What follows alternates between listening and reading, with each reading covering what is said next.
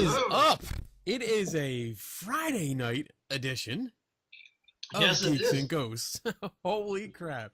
We got some, let's see, I'm partaking in some Sailor Jerry. What do you got?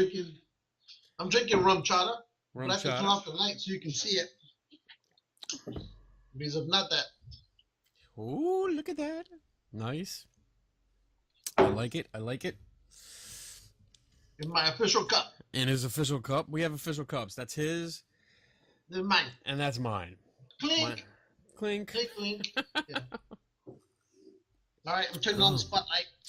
All right. Spotlight on Lou's new setup. Look at that. Mm-hmm. We found money in our budget to get him a new studio. That's right. So he got a makeover there. He is no longer broadcasting from his garage. Those days are over. Those days are over. He has a real office now. Look, it's a cubicle. Really, it is. He's got a desk. I went to one of those furniture locations, you know, that pick up office furniture and home furniture, whatever. Right. So I picked up this desk here. It goes for right around $250, $300. It's heavy and it's big, but it's awesome. Cool. I got it for $30. Nice. Nice. And then these cubicles, right, which are high. Yes. Which is what I like. They're like 6 foot, right? Yeah. Maybe a little bit long, maybe a little bit taller, but 7 foot, maybe. Yeah. Yeah, right around there. Okay. But picked up 5 of those for $40. Mm. And those things usually go a couple $100 as well. Is that $40 each or total? Total. 5 panels. Oh, nice. So I said, you know what? I can do this. So I went off, bought it, and started putting things together. And I'm probably going to buy one more panel to make it a little bit wider. There you go. I mean, it's good right now, but a little bit wider wouldn't hurt. Yeah, a little bit. Take a little bit more real estate and, spread it out a little bit more. I love the decor. Mm-hmm.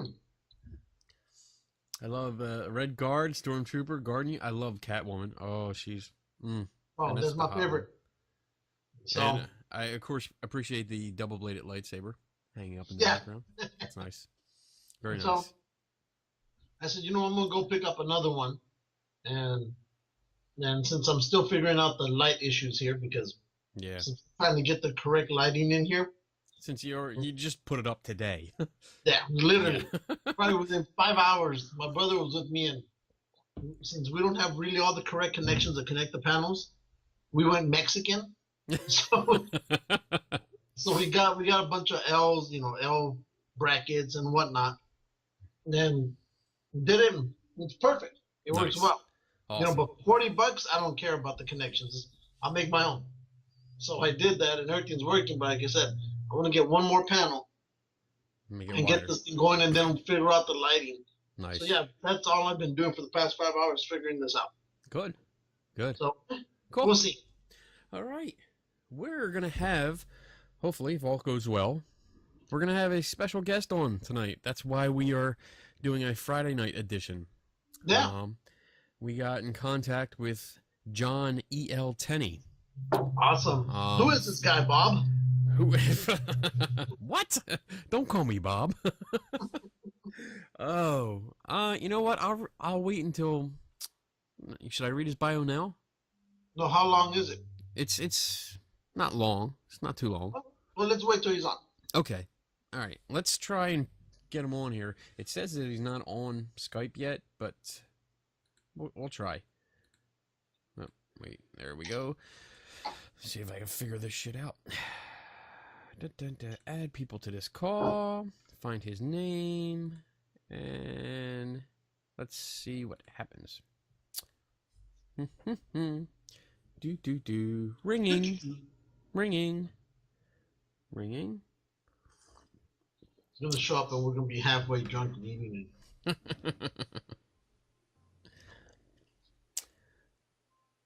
Something's happening. Uh-oh. I hear him. I hear him. I don't see any video yet. Maybe. Are you shy? No, not at all. I just have no fucking idea how to use technology.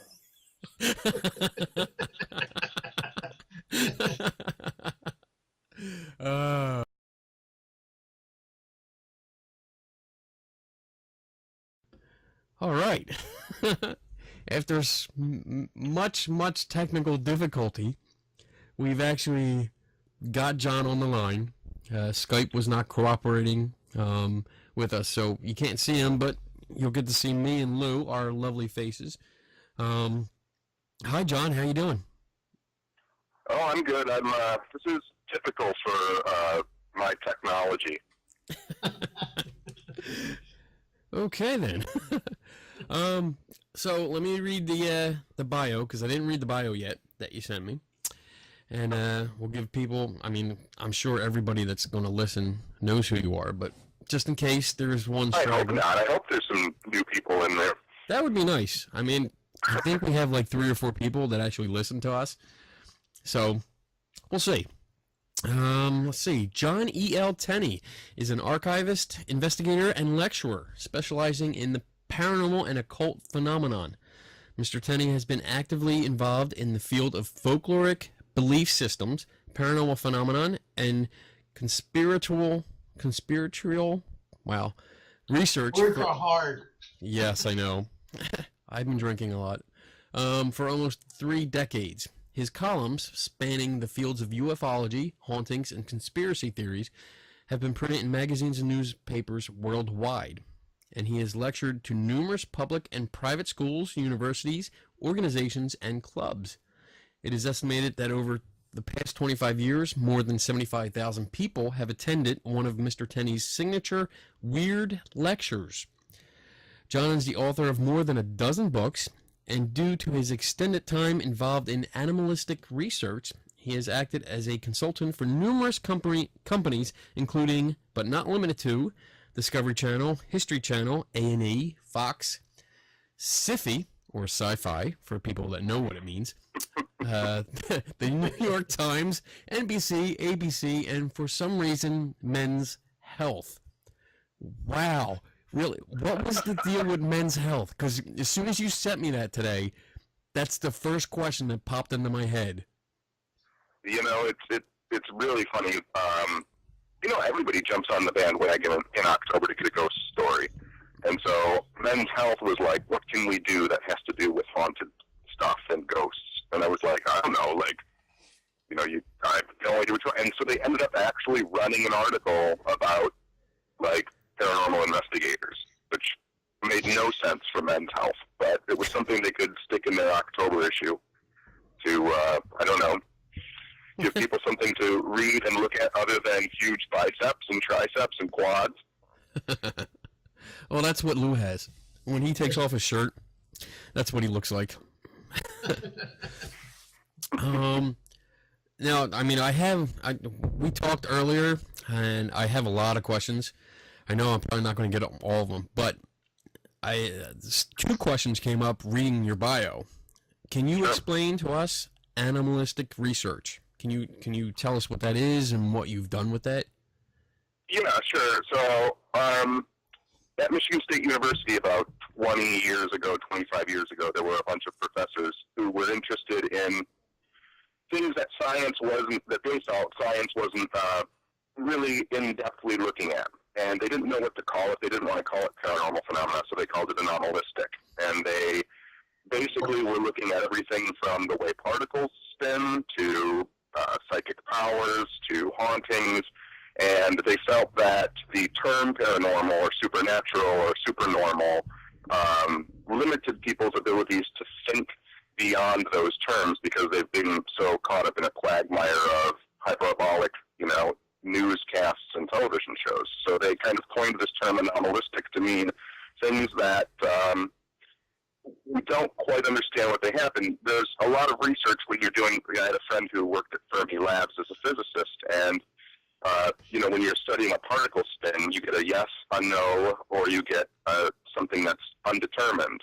Well, there's only really money in searching for the yes or the no, and you chalk the undetermined up as to something being wrong with the experiment or somebody not accurately writing down numbers. These researchers at Michigan State, they thought, well, it would be interesting if we studied the anomalistic properties of some scientific research. Let's study not the yes or the no, but the maybes. So that's really what that is about. That's interesting. How long did you get into that? How long were you involved in that? consider myself a researcher of anomalistic stuff. I mean, I try and throw that word in as a way to move us away from paranormal or supernormal or supernatural. Nice. I like that. And you have over a dozen books, right? Yeah, everything from the folkloric haunting and ghost stories that the former American slaves used to tell each other, to children's books, to poetry books. I've always loved to write. It's the one thing I've done my entire life, and I've jumped out into the field many different times. Nice. That's good. I mean, I didn't know you had a bunch of books out, and I actually looked them up right before the show, and there's some interesting ones here. So I might be paying Amazon a good deal of money. Oh, just ask me. I'll send you copies. Oh, free books. Free books. Oh, dude, you don't know what that means to me. Well, you can't see it now, but my office here is a complete library. I started cataloging my books a couple of weeks ago, and I'm up to like 737 books so far, and I'm not done yet. I love books. Yeah, I have. I started cataloging my books back in the mid '90s when barcode scanners became kind of available to people, and I have a storage unit where some books are still at because I don't have enough shelves in my house. But the last time I went through and looked at my list, just in my house there's about 5,000. Nice. I like that. Okay, so you have the show. You were on Ghost Stalkers. Yep. And you did 6 episodes, and to Worst be name honest, in the world for a show. the what? Worst name in the world for a television show. I know. Like when I first heard it, I was like, "Stalkers? Like really? You're billing yourselves as stalkers?" Okay, I guess. Well, quickly on that, I wouldn't have a problem with it if people like the etymology of the word stalker is actually quite interesting. Stalker is a German word. It's gestalken, and it means to walk as quietly as an animal in the forest. It was only in the late 80s when the National Enquirer used it as a kind of horrible characteristic trait of people that it got caught up as this bad word. So actually the etymology is people who walk quietly looking for ghosts, if you want to really get down to ghost stalker. But it's still a terrible name because no one knows what it really means. Well, that's pretty good. I like it. So to really just be honest, I mean, we talked about the show when the first episode came out, and we didn't like it. Nothing personal against you. We didn't, but we had several issues. Well, but see, John, for me, I've always listened to you when you've been on Strange Frequencies with Bobby and Jason. They're our friends. Wait a second, Lou. I have a little bit of trouble hearing Lou. Is there any way to pump him up a little bit, or not? Can you hear me? Let me see. I can hear you. Yeah, that was better, Lou. How about that? Go ahead, Lou. Can you hear me now? Yep. All right. No, I mean, I've listened to your interviews on several podcasts, and also when you've been over there on Strange Frequencies with Bobby and Jason. And I've always enjoyed listening to you. And when I heard that you were on this show, I was like, this is going to be great. I really went into it with high expectations because all the other previous ghost shows had really let me down. I was at a point that I didn't care for them anymore. Because they were bullshit. Oh, shit. Sorry. So I enjoyed, the shows, but when you came on, I was like, I really was going to get into it. I started watching it, and I couldn't get past, who's your coach, the other guy, Chad? Is that his name? Yeah. And his screaming and yelling to me just got so much to the point that it took away the fun from me to continue watching the show. Now, I tried watching it a second time, but I couldn't get past Chad's, I understand he was afraid, but I couldn't get past all the yelling and the screaming he was doing. And then that part of the ghost investigator part of me that said, well, as much as he scared himself, even if he came out with valid evidence, he was so afraid he could have possibly made up his own evidence and tagged that as a ghostly phenomenon. And so I couldn't get into it anymore. And and then the portal machine detector, I couldn't get into that either. And we'll talk about that first. We'll talk about that later. What my first question, and I guess probably the question Lou probably has too. I'm just going to speak for him. Yeah. Why did you decide to do a show like this, just given the history of these type of shows? Well, it's multifaceted. One of the reasons, first and foremost, is that, I mean, with all of the shows over the past now almost 11 years, starting with Ghost Hunters in 2004, at first I was really happy that there were these shows because it generated conversation. But then what happened was, over the past now 10 years, they've stagnated conversation. So people have stopped thinking about the persistence of consciousness after biological death, and they've gone to just trying to figure out if a place is haunted, and they go and they buy their EMF meters, and they do what they saw on television, and they never even develop a deeper conversation about what it is that they think that they're doing. And so when I was approached with this show, I knew that I couldn't change paranormal television. Television is what it is by its own monster. It's hyperbolic in nature. It's meant to generate viewership. But the idea was, can we move people away from just thinking that ghosts are wispy, transparent versions of themselves? And so that's one aspect, was to get people talking about something completely different, which was perhaps a lot of what people are experiencing. And hopefully, I didn't know where it was going to go. This show's not actually scripted, so I didn't know where it was going to go. But generate a deeper discussion about what people are experiencing. And then, and a lot of people don't understand this, I recently did an interview where I talked about the fact that a lot of people don't understand that I don't believe in any of this. I'm very highly skeptical of everything that has to do with what's called paranormal phenomena. And over the past 25, 26 years, yes, I do lectures, and people come to them all the time. But the reason they come to these lectures is because trying to validate their own belief system. They're interested in ghosts. They watch ghost shows now, so they want to go and see and hear about ghosts.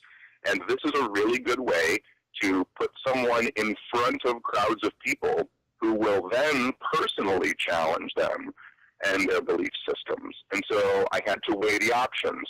The people who know who I am, my friends, and the people who have dealt with me for the past 27 years in the community know who I am. They know how I think and how I feel about the phenomena in general.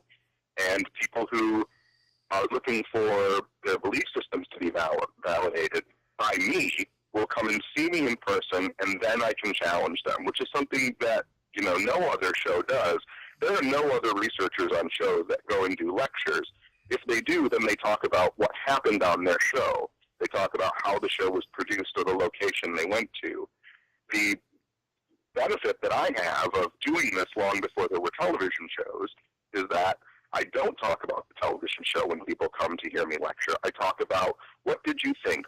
Why do you think that? What would be the benefit of thinking that? What would be the benefit of not thinking that? And actually challenging their ideas. So this was actually a way to get myself and skeptical ideas in front of a larger audience. Interesting. Do you think that, just based on that and what you said, do you think that the editing of the show portrayed you in a completely different light? Yeah, it's strange, right? Because there is going to be a narrative that's built. With Chad, they built him as this really jumpy, scared, screaming person, which, throughout the course of 10 hours being alone, he jumped, for 6 or 7 minutes. And you can stretch that 6 or 7 minutes out into his 15 minutes of investigation and make it look like he was scared all night long. With me, I was supposed to be the more wizened, elder, clear-thinking person, but the reality of the situation is they're not going to put a skeptic on television, especially in one of these shows. So it was super important during the show, and I know you've actually commented on this, but I think it's important.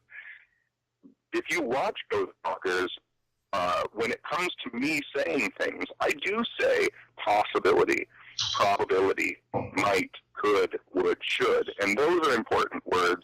I know that you think when people are talking about science stuff, and I agree, when you're talking about scientific stuff, you shouldn't use those words, you should be sure.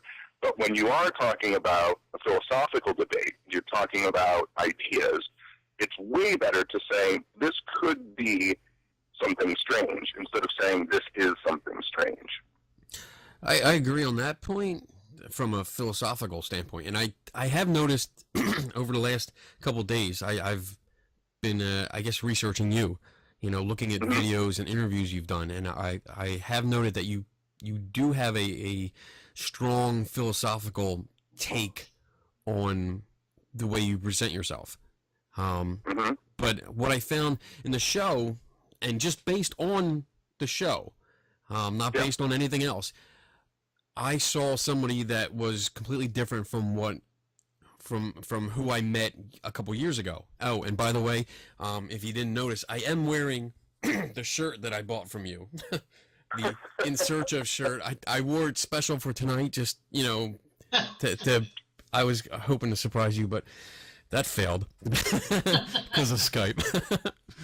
But yeah, I just based on the show and how you were, I guess, portrayed, all I saw was a believer. I didn't see any skepticism. I didn't see any critical thinking. And after hearing a couple interviews from you after the show, like the one you did with Chris Webber on his Paranormal Skeptic Academy, and then the one with Bobby and Jason on Strange Frequencies, and how you talked about editing, and you actually mentioned about like there were 2 different audio bits that were edited together to make you say something, and to make me say that there was evil in a location. Right. And after hearing that, I watched all 6 episodes, and I mean, after 2, I actually was like, I was done. I didn't really want to watch it anymore. But I watched it because I didn't want to come on and talk to you and not have that research done. I don't want to. For sure. Because for me, that's not doing my job. But I totally lost my point here. Well, no, I think I got it. The point is the portrayal of who I am on television, and I completely agree. There's no doubt that the person who I am on a paranormal television show is not the person that people see at a lecture, and that's actually, to a certain degree, that's actually fine by me, because it does draw people who would never contact me or talk to me if I was presented as the skeptic that I am. They would never contact me, and they would go around and continue in their bubble. But because of how I was presented on that show, people contact me, and I can point out what seem to be illogical thoughts in their process. One of the biggest problems I have with the skeptical community, and the reason I stay away from becoming truly involved in it, is that in a lot of cases, it's very mean. And if you want to get through to a lot of these people, that's not the way to do it. The way to do it is by somewhat covertly, which is sneaking into the ranks and changing people from the inside out, not hammering them down over and over from the outside and trying to get in. I agree. I agree. And I mean, I attend various conventions. I go to all the paranormal events that I can, and I don't try to be mean, because I've seen that. And I was that a couple years ago. I can freely admit that I was mean sometimes, but that didn't work, just like you said. I'd rather talk to people, get an understanding of what they're doing or how their thought process is, and then go from there. And I have a habit of long-winded explanations. I like to go into detail about why I think the way I do, or why I don't think evidence presented is what they think it is. So I get where you're coming from. I totally understand that. And I guess, well, your lectures, I mean, when people come out to you, now that they've seen the show and they have this idea of who you are based on the show, do you have anybody walk out? How do you mean? Like attend your lectures or attend an event where you are and realize that you don't believe in this stuff so much, and they're like, well, this isn't what I thought. You're not who I thought you were, and then they got up and walked out. I've never had that happen. That's and good. a really good example, and I don't think it will happen. I've had people come up to me afterward and want to discuss things further, which is absolutely fine. But a good example is this weekend. People might have a difficulty with what I do with Ghost Stalkers to be able to get in front of a crowd. The reality of the situation is that people who love ghost adventures and think that ghost adventures is the end-all, be-all of paranormal research. Yeah. This weekend, I will be in front of 200 people who only watch ghost adventures because I'm doing an event with Nick. And while Nick, takes people around Bobby Mackey's and investigates with them, I get to lecture to the other groups. And so I would have never had that opportunity, and those people would have never had the opportunity to hear me had I not done what I did. Good. I'm on board with that. I mean, I can see where you're coming from with that. Bobby Mackey's. Ooh, we've talked about that a lot lately.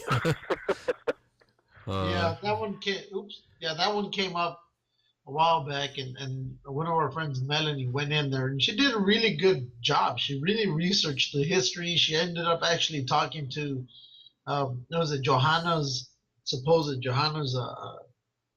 relatives who now live in Vegas, and there was a lot of what's the word I'm looking for? Contradictory compared to what we've been told that's happened at Bobby Mackey's, which was interesting. So it'd be interesting to see what you get out there. Yeah. If you ever talk about it. You've been to Bobby Mackey's before, haven't you? I was there once, but I'm not there for any kind of haunted thing. It was probably 15 years ago, and it was there just to go to, the bar. Okay. Oh, by the way, Bobby from Strange Things Frequencies. change over 15 or 20 years, especially when paranormal stuff is involved. Yeah. And by the way, Bobby from Strange Frequencies just texted me and told me to tell you hi for him. So there is definitely a theme in the Ghost Stalkers shows. Oh yeah. And it was funny listening, and again, like I've listened to, I think I've listened to every interview you've done that's posted on YouTube. But the word portal is used so much. I count it because you mentioned something about somebody counted 33 times in one 44-minute episode. Yes, and you know what? Wow. I did the same thing. I heard that, and I was like, you know what? I'm gonna watch the next episode. I'm gonna count because maybe this will be a great drinking game. You know, who knows? And I counted in episode 3, where you were at the Old Taylor Memorial Hospital. Yep. I counted 55 times the word portal was said throughout the entire show. Oh yeah. Yeah, we Chad and I actually were the first people to come up with the drinking game during the first episode. By the way, you did mention earlier today that you had picked up a bottle of vodka. What exactly are you drinking tonight? I drink specifically Grey Goose and ginger ale. Nice. Lou is partaking in rum chata, Yep. right?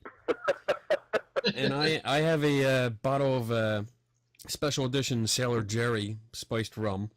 We were hoping to drink with you. Yes, we are drinking with him, right? You're drinking? We are drinking. Yes, we are drinking. Wah, wah. We just can't see Quickly it. on the portal thing, and if Yes. you listen to some interviews, then you know what I was going to say, which is when we were talking to the network about doing the show, I kept saying things the way I do, and like you just said, I get very long-winded sometimes. I continue to talk and talk, but one of the things that I told the show was I was interested if there is such a thing as ghosts, if there are such a thing as these invisible denizens that exist in some weird ethereal world for which we have no referential data for, how do they get here? And they had no idea what I was talking about whenever I talked about that. And I kept parsing my language down to, it was almost an infant-like quality, and at some point I said, what if there were doorways? What if there were portals that they could come through? And one of the people at the network was like, we love it. And they absolutely loved it because every time it was said, they cut to it in the show.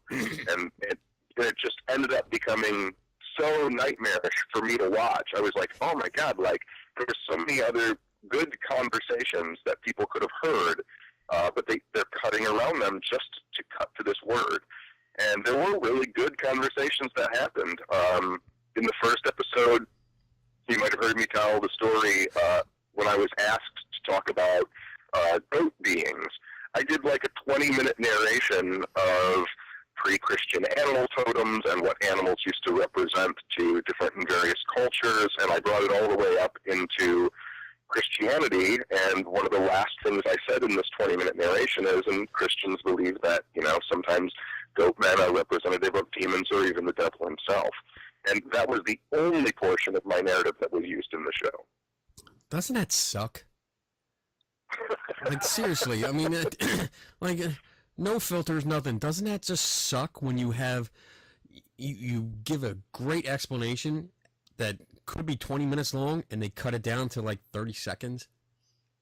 Oh, yeah, absolutely. I mean, there's a huge concession that I had to make, and it was a very difficult decision to do the show in the sense of knowing that I would have to talk to my skeptic friends, and I would have to talk to people who know who I am and explain if they didn't understand why I was doing what I was doing. But the overall goal of doing my lectures, doing my research, everything that I've ever done is to drive a more deeper, intellectual, philosophical discussion about the nature of reality. And at this point, we really need someone to herald the charge, and I really want to be one of those people. That's I like that. Wow. All right, should we jump? Lou, wake up. No, I'm not. Too much rum chata. Yeah, Drink exactly. some more.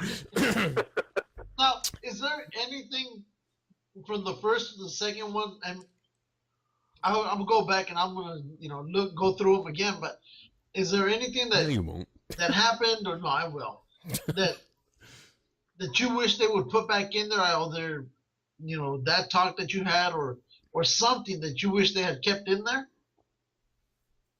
Oh, there's an unbelievable amount of stuff that I wish would have been left in.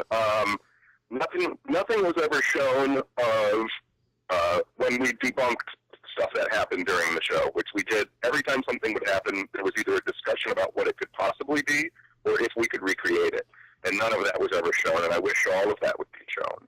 I wish we could have shown at every location we did day investigations, and none of those were ever shown. And I thought what was really interesting was the crew that we were working with during the day. During the day, we actually had a camera crew with us doing B-roll and shooting background footage and interviews. What I always thought was interesting was that the crew would have these weird experiences, and we weren't allowed to show those. And the cameraman that we had for 5 of the 6 episodes has done literally hundreds of paranormal reality shows, and he had an experience which totally freaked him out, but we couldn't show it. And it was really awesome to me to have someone who has been behind the scenes for hundreds of hours of paranormal reality shows actually get scared.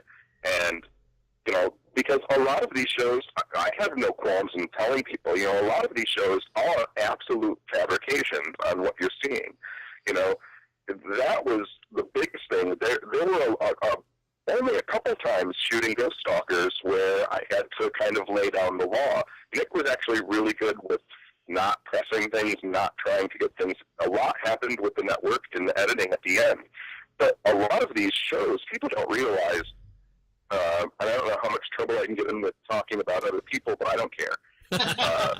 We don't care either. Like when you have ghost hunters, there's 3 teams of 2 people investigating a location, so that's 6 people inside the location. Each of those 2 teams has an A and B camera and sound person, so that's 2 more people. So there's 12 people inside a location whenever you're watching the show Ghost Hunters.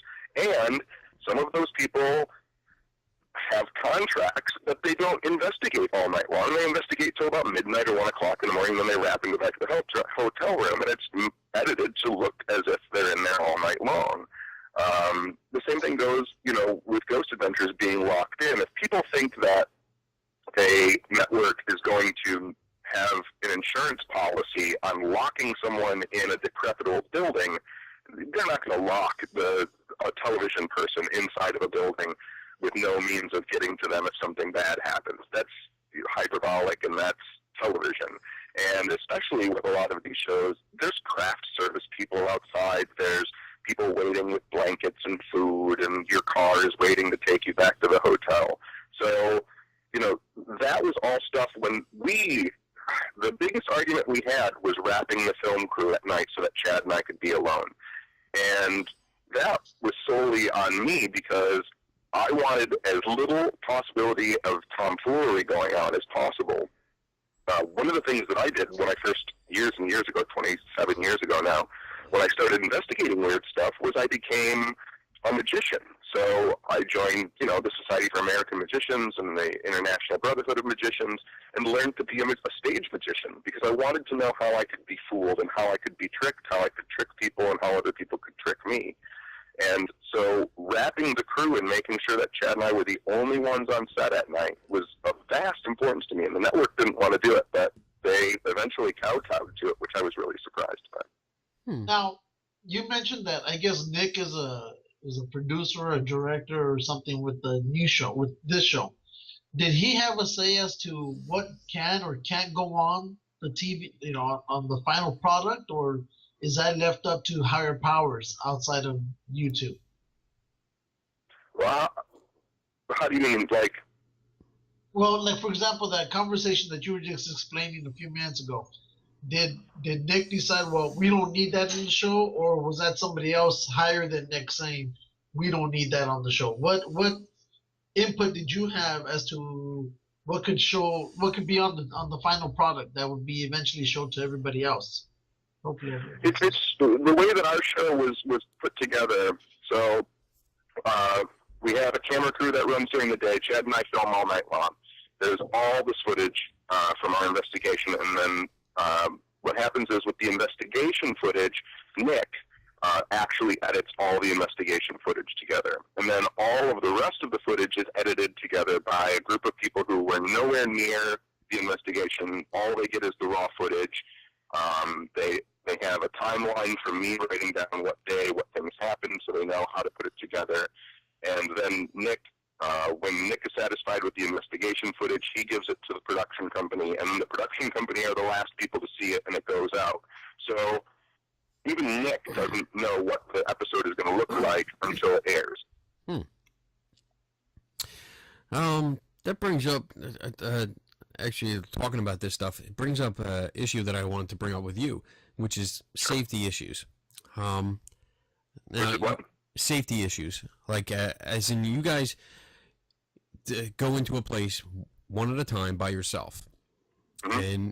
And for me, when I saw that and I heard that, I thought, well, what if something really happens? Like, you're in there by yourself. These are abandoned places. For the most part, they're abandoned places. And just to interject, side note here, when you went to Holmesburg Prison, you were only 10 freaking minutes from me. Literally. I lived 10 minutes from that place. So it's a shame that I didn't know you were there, because I would have come down and fucked with you guys. I wish I could have told people. I would have liked it. Yeah, that would have been fun. But going back to the safety, and I think it was that episode when you were in Holmesburg where you actually had an issue where you were. Well, let me see my notes. Where you had a panic attack. Yeah, you felt like you actually say, well, we hear you on the show saying you feel like you're having a heart attack. You couldn't catch your breath. You had tightness in your chest, and you appeared incoherent. You pressed a button. The panic button didn't work, and your partner. I keep forgetting his name. Chad. Sorry. He runs in to get you and bring you out, and you come back out into the I guess the trailer or the RV, and you're laying down completely incoherent. And I kept wondering, like, okay, so I've heard that you have like some kind of medical history, like family medical history involved, like heart trouble. Like, why was there no mention of like medical treatment or calling 911 or something like that? Again, this is you want to talk about something I wish people could have seen that didn't make it into the show. I really wish people could have seen when I looked up and saw that Chad was filming me during that episode. Okay. I'm allowed to swear on this, right? On this show? Yeah. Yeah. When I realized that Chad was filming me, and I was like, you turn this motherfucking camera off right now, because I'm not going to die on a third-tier fucking cable channel paranormal reality show. Like, there was a lot of yelling at him for rolling the cameras during that. But that episode actually made us sit down with the crew and Nick and everybody and come up with safety procedures, because that wasn't the first time that our lives were actually in some kind of real physical danger. When I was at Springfield State Mental Hospital in Maryland, and I was crawling around down in the tunnels all by myself at 4 o'clock in the morning, I realized that the tunnel was full of bats, and that I was about 5 feet away from about 500 bats, and I was in a tunnel that was about to be filled with bat guano, which is all toxic, which can all kill you, and no one had checked out the site. No one had looked at it. But yeah, with Holmesburg Prison, I do have an issue with my heart. I have to trust myself. I have no problems telling you that when we filmed Holmesburg, we had just been filming for 20 days. You're on the road for 20 days. You're eating terribly. You're not sleeping properly. You're up all night. Chad and I, when we are filming an episode, we actually film from about noon to about 7 o'clock in the morning, and then get back to the hotel, sleep from about 8 until 11, and then wake up and go back and film again. You do that for about 20 days. So I was exhausted at Holmesburg, and throughout my life, I still suffer from my heart attack that I had years ago. I still have a certain amount of PTSD. I can still work myself up into a tizzy if, I'm not eating right or feeling right or taking care of myself. And that's really what happened. And after we filmed that episode, I did have to go. I mean, I don't know why they didn't show it. It would have been interesting. I actually sent them some footage of me going to my doctor when I got home and getting my heart checked and making sure that I was all right. But that would have been interesting footage, too. I agree. And well, first of all, I'm glad you're okay. Second, this actually really brought up an issue with me, because I know it's for entertainment. I know the show is done for entertainment, and as well as all these other ghost hunting shows. But I get into a lot of, let's say, debates on how things are done on shows. And I know that a lot of fans that watch it, they follow it like the Bible. They see what you do on shows. They see what ghost hunters do and ghost adventurers, and they emulate them and think that's how it's done. And I guess my concern was, well, they're going to see this. They're going to see your reaction. Your actual medical distress here. And what was that? Lou. I'm still here. Okay. They're going to see your medical distress and no medical help, no visiting a doctor, and think, well, that's probably caused by a ghost. So if I have the same symptoms when I'm at a haunted location, then I'm just going to attribute that to a ghost, and then something bad might happen. I'm not blaming you. I'm not blaming you, but I'm just saying that's what I saw. That was my first thought. What do you think of that? Yeah, no, I agree. I think that, one of the things that we tried to do, and I don't think, again, I think that it was kind of maybe a missed opportunity in the show itself, was in each episode, Chad and I have a conversation about this is not the way that people should investigate. This is a dangerous way to investigate. You don't do it. There's a reason people don't do it. People shouldn't try to do it. And you hear snippets of that throughout each episode. But there was a beat that should have really been hit harder, because hopefully it has a different effect. Hopefully, and I always want to judge that people are smarter than they are, even though I'm almost always proved wrong. But yeah, but I would really hope that people would see that if there is physical distress, if there is something going on, that maybe that's not the right way to investigate. Now, did you tear the crew a new one for not making sure that there wasn't 500 pounds of bat dung all over the place? Hey, could you? Lou sounds really kind of robot. Okay, well, that's because he's Mexican. He's got that accent. So, and don't worry, we totally make fun of races on here. What he asked was, did you tear the crew a new one for not checking out that tunnel and finding that there was bat droppings all over the place? Multiple times. Not only was there an entire swarm of 500 or however many hundred bats down in the tunnel that I went into by myself, but at that same location, we were given access. And again, these are things I probably shouldn't be saying, but we were given access to 3 buildings out of 12. But once we realized that the steam tunnels were connected to all the buildings, we went into all the buildings. Well, doing that, and we discovered the tunnel during the day, so the crew knew that the tunnels were there and stuff, and we realized that we were going to be able to get into the buildings. I assumed that someone had been sent into the buildings to check them out. So another thing that happened at that same location that same night was I was walking on the second floor of one of the buildings, and the floor felt weird beneath my feet. Well, you're in total darkness. You're only looking at the screen on your camera, which is in night vision. It's the only light you have. And I pulled my camera back and looked at my screen, and about 10 feet in front of me, the whole floor was gone on the second floor.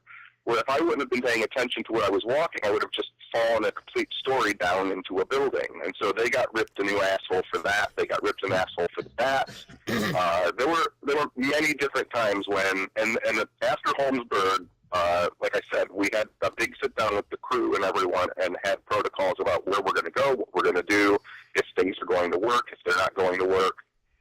Like the panic button. The panic button, is a $25 thing, you buy. And so you're put into a prison which has these giant concrete walls, and the RF from the panic button isn't going to go, up through 600 feet of, bars and walls to get out to the RV for Chad to hear me pressing. Right. Yeah, because I know a few years back, and we've all heard the stories of people going into locations and breathing in these toxic fumes from animal dung or rat droppings or whatever, and dying. There was a woman who passed away, I think, right around 2 years ago, and she went in. It was all over the internet, and I remember Bobby and Jason, I mentioned it to them, and we talked about it on their show, and that's why I find it kind of surprising that nobody has learned the lesson from these previous examples, people actually passing on, because nobody's taking the time to look into these locations or being careful. And here they are sending one of their main stars into these locations. They're not even bothering, in my view, to protect their main product or their main star. That it's irresponsible on their part to have done that, and hopefully they change that on future shows. Now, will there be a second season, or will you have more control as to what goes on the show, what doesn't go on the show, if there's a second season? If there's a second season, then there's going to be a lot of changes, and safety is a big one of them. That's the place where there were the bats, and where I almost fell through the floor at Springfield. Like you were saying, there was a point where I realized I went in. I'm trying to think of the order. I think I went in first at that location, but after after I went in, I realized that during the day, when the crew were going inside the buildings setting up, they were all wearing masks. And I asked one of the crew, I was like, why are you guys wearing your masks? And they were like, oh, well, we were told that the buildings are full of asbestos and black mold. But no one had told Chad or I. And so I had been in the buildings all night long, walking around with a tiny little paper mask in case of dust. And they're walking around with, HEPA masks on. And so, again, if it goes to a second season, there's a much larger discussion that's going to be had about safety issues and taking care of the people that they're choosing to put on a television show. Wow. Now, do you know when they're gonna, if and when they're gonna renew your show? Or are they gonna tell you within the next month, or you don't know yet, or you're not privy, you can't mention that yet? Yeah, I have no idea. I really have no idea how ratings work. I mean, I've learned over the years working. You know, the first time I worked on a television show was on Unsolved Mysteries back in the early '90s as a researcher, and so I kind of have an understanding of how ratings and stuff like that works. But with these networks now, there's so many networks, and especially with something like Destination America, they are just cranking out shows left and right that I have no idea how renewals work or second seasons or anything like that. So I just, do my lectures, and if something happens, it happens. Now, are you ever going to come out to California? No. Yeah, I was talking to someone about coming to California this year. I can't remember who it was, but I've already started to book lectures. I know that I'm going to be in the closest I get right now. I only have 5 or 6 lectures booked this year right now. It's still pretty early, and I take a sabbatical for December or January. But I'm going to Washington State in a few weeks, and hopefully I would love to be able to put some. I'm trying to get Chad to pull something together because Chad's in Los Angeles. That's where he lives. So I would love to be able to pull something together and get out that way. Oh, he's with me then. He's There down the you street go. then. Come on, Lou. We'll contact Chad and you can hang out with him. Well, the reason I ask is because when your show first came out, I don't know if you remember this because you have so many interactions, but we were on Keith from Who Forded. We were on his wall talking, and I mentioned, hey, maybe we could talk about the show, and I'll buy dinner. And you said sure. So I was like wondering, hey, if you're down here, I'll buy you dinner. We could talk some more about the show. Free dinner. You don't buy me dinner. Because I don't like you. I would like free dinner. There you Well, go. yeah, because I invited you to a dinner so we can talk about the show. We were on Keith's website, so. Whatever. Nobody that takes you offer's seriously, still- Lou. Shut up. Shut Shut up. up. I'm not talking to you. What? You talk to me all the time. Oh, I don't want Lou to buy me dinner. I want Lou to make me dinner. oh no, you don't. No, you don't. He made me. Like a proper man. Take me out on a date. Wine me and dine me. John, he stayed here and he made me dinner. It was horrible. Don't do it. I cook. I do a Keep lot. going. You got questions. I got some kind of answer. All right. But shut up. so No, you're- you talked enough. It's my No, turn. you shut up. It's my turn. He hates you. He doesn't like you. Nobody So- likes you. He can't even understand your accent. Shut up. I like both of you. You're both nice people, and gosh darn it, I like you. There you go. He is an actor. Yes. Okay. But one thing I want to ask is, I heard you're into comic books, and you had a Godzilla themed tea house or something? Coffee house. Coffee house. Wait, what was that? Say that. Listen. Kenny, can you translate that for me? Yes. Oh my God. Yes, my Mexican to English translation is that he heard that you were in the comic books, and he also heard about this Godzilla-themed coffee house that you owned at one time. And you know what? I want to know about that too. Yeah. So I've always collected comics ever since I was a little kid, and then when I was a teenager, I worked at my local comic book store so I could get a discount on my comics. And then when I was 25, I kind of No, I was wait a in minute. college. Wait a minute. You got a discount on your comic books? Was that like a 5-finger discount, or did you just No, read them for while you working, were for working at the comic book store, I got a discount. Okay, because if I worked at a comic book store, I would read everything coming in. Well, I did, but I needed copies so I could finish, my full runs and All right, stuff. I had a all right. regular full bag like everybody else, and then I read everything else while I was there. Okay, all right. Sorry for interrupting. Go ahead. Continue.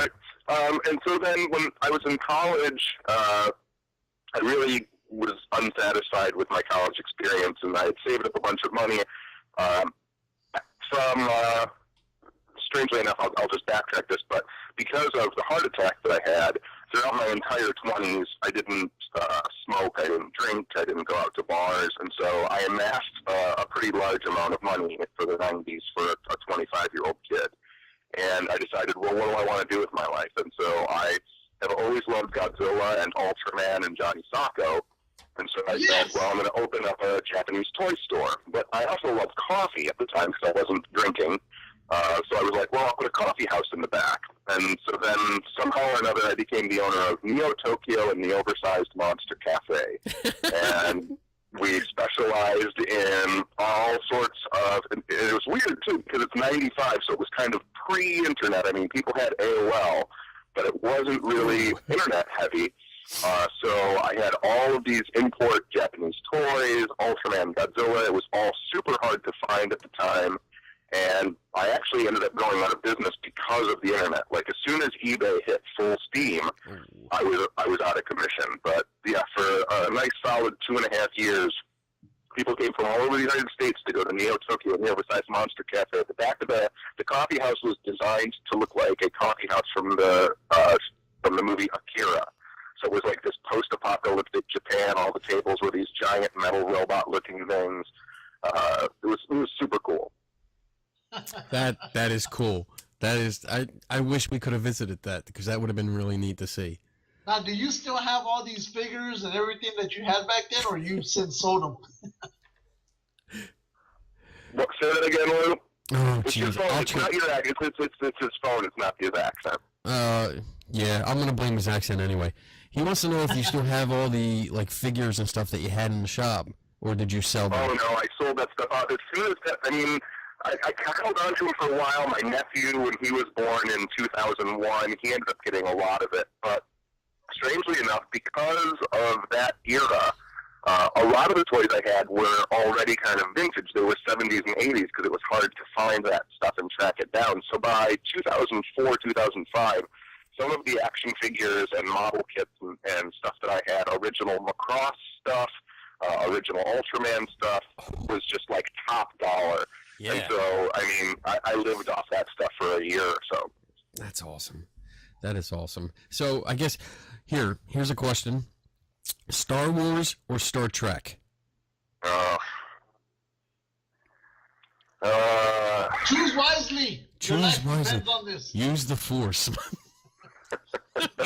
I have to err on the side of Star Wars. Excuse me. I have to go with Star Wars just because when I was growing up and I was a kid, that was it. Star Wars was later when I became a teenager, but Star Wars was my childhood. So Star Trek later, and I love Next Generation for as hokey as it was. The movies were terrible, but Star Wars. That's okay. That means you can come back as a guest later on. Wait a second. He said Star Wars, yet you're wearing a shirt depicting Spock. No, it's depicting Leonard Nimoy No, I don't care. of In Search Of, you jackass. Sidebar. Shut the fuck up. No. Oh, I hate you so much. Oh, Wait. man. We got one more. We got another question. I haven't. You asked. I was really hoping that Skype would work because there was gonna be an appearance of Rom the SpaceKnight. I brought my Rom down from upstairs. I was gonna show him on camera and hold him up and light up his eyes and. Oh my! Lou is such a big fan of Rom. Oh my goodness! We actually talked about it in like an episode. I don't know, like 4 or 5 ago. Our Christmas episode. Yeah, it's something that he wanted. Holy crap! Johnny, You got that? he's got one. We got a Rom. I've been trying to manipulate Hollywood into making a Rom the SpaceKnight movie for 25 years. Dude, you have no idea. And I was telling Kenny, I absolutely loved that toy. I mean, it looks dorky now. But Lou back has a then, total hard on right now. that was the toy that I wanted. I've collected all the Rom SpaceKnight Marvel comic books, but there was that scene, what was it, with the Santa Claus with the Home Improvement guy. And there was that one, I think it was the part 2, where he was giving all the adults, what toy did you want when you were young? And he starts pulling out all these toys that they never got, but that they were getting 30, 40 years later. To me, when I saw that, I was one of those teachers hoping to get the Rom the SpaceKnight toy. So Yeah. All I wanted as a kid, like I got a bunch of Star Wars stuff, but when Rom came out, I told my parents, I don't care how much it is, you have to get me Rom the SpaceKnight. and they got it for me, and it's one of my few remaining childhood toys that I still have, and it still works. His eyes still light up. He still flies around with his pack sometimes. When I took him down from upstairs tonight, he flew down my steps. I held him in my hands and let his rocket pack go and flew him down the stairs. Do you know that's the toy that destroyed my faith in Santa Claus? I was so that year because I was so good. You know how they tell you if you're good, Santa Claus will give you what you want or whatever. So I was like the Pope. I could do no wrong. He didn't steal any cars that year. Nothing. No, I didn't get pulled over by the cops. Nothing. No probation violations. That's right. And when Christmas came along, and I ripped apart all those packages, and there was no ROM to SpaceKnight, you have no idea how destroyed my Christmas was that year. So wow. It's one of those that I'm still looking for to this day, but I've seen that they go for a couple $100. And, I think eventually I'm going to fork over the cash to pick one of these things up. Eventually, just to satisfy that 9-year-old little boy who never got that toy. Well, you know what? After we're done the show, you guys are connected now on Skype. I'll get off. You guys can do a video thing, and he can show you the toy. I'll show you around the SpaceKnight. There you go. Oh my God! Wow. All right, what do I have? Back to it. I have a question. I'm going to take it back to the show. Sure. Now, during the course of the 6 episodes, I saw a lot of, jumping around, being startled, really easy. Now, do you think, along with the psychological factors, like being alone in an abandoned place, allegedly haunted place, there's definitely psychological factors that are going on. Absolutely. And then, as we were talking tonight, and your shooting schedule, do you think that there's could be issues with like sleep deprivation or very overtired? Because a lot of the symptoms are like dizziness, blurred vision, mild hallucinations, nausea, tremors, all kinds of fun stuff like that. Okay. Yeah, absolutely. One of the things, again, the kind of discussions that that you would hope would make another show, but don't, because to fans of paranormal stuff, they're very uninteresting to watch. But Chad and I had a discussion, I think, right before Holmesburg, when we were driving over, and it's a discussion about in the early 90s when at Wayne State University in Michigan, when I did sleep deprivation tests, and exactly what that does to your mind, and the fact that I'm still convinced to this day, even though I know it's not true, but I still have this idea that I talked to Annie Lennox from the Eurythmics. I know that I didn't. I know that I'd just been kept awake for too long. But the fact that I've done sleep experimentation, I've done sensory deprivation tanks, and the fact that a lot of people forget because they're watching the show and it's all shot in night vision, that we're in solid darkness and complete blackness, unless one of us turns a little flashlight on, which we try not to do. But when you're depriving the brain of information, the brain, especially when awake, it wants information, so it constructs it and manufactures it out of every sound, every slight motion, every slight movement, shadow, shape, and form. And so, especially if you're not sleeping well and eating well and taking care of yourself, a lot of that plays into that emotional factor. And I think with Ghost Stalkers, too, that was one of the things that was really interesting to me as a sidebar of being a different type of paranormal show, which was we didn't try to go into a location to prove it was haunted. We really were going into locations to show people what can happen to investigators when left alone with themselves over time in darkness, in a place where that human beings have done terrible things to other human beings. And what is the brain capable of doing to even a rational, skeptical person? That's really interesting, because I've heard you explain that on other podcasts, and I really don't think that came across at all on the show. No, I don't think so either. Yeah, and when you said it, the first time I heard you say that, I was like, well, I mean, that's great. If they would have said that in the beginning, then it would have totally changed the I guess, whole idea of the show, the whole feel of the show, but nothing came across like that, and nothing was said about that.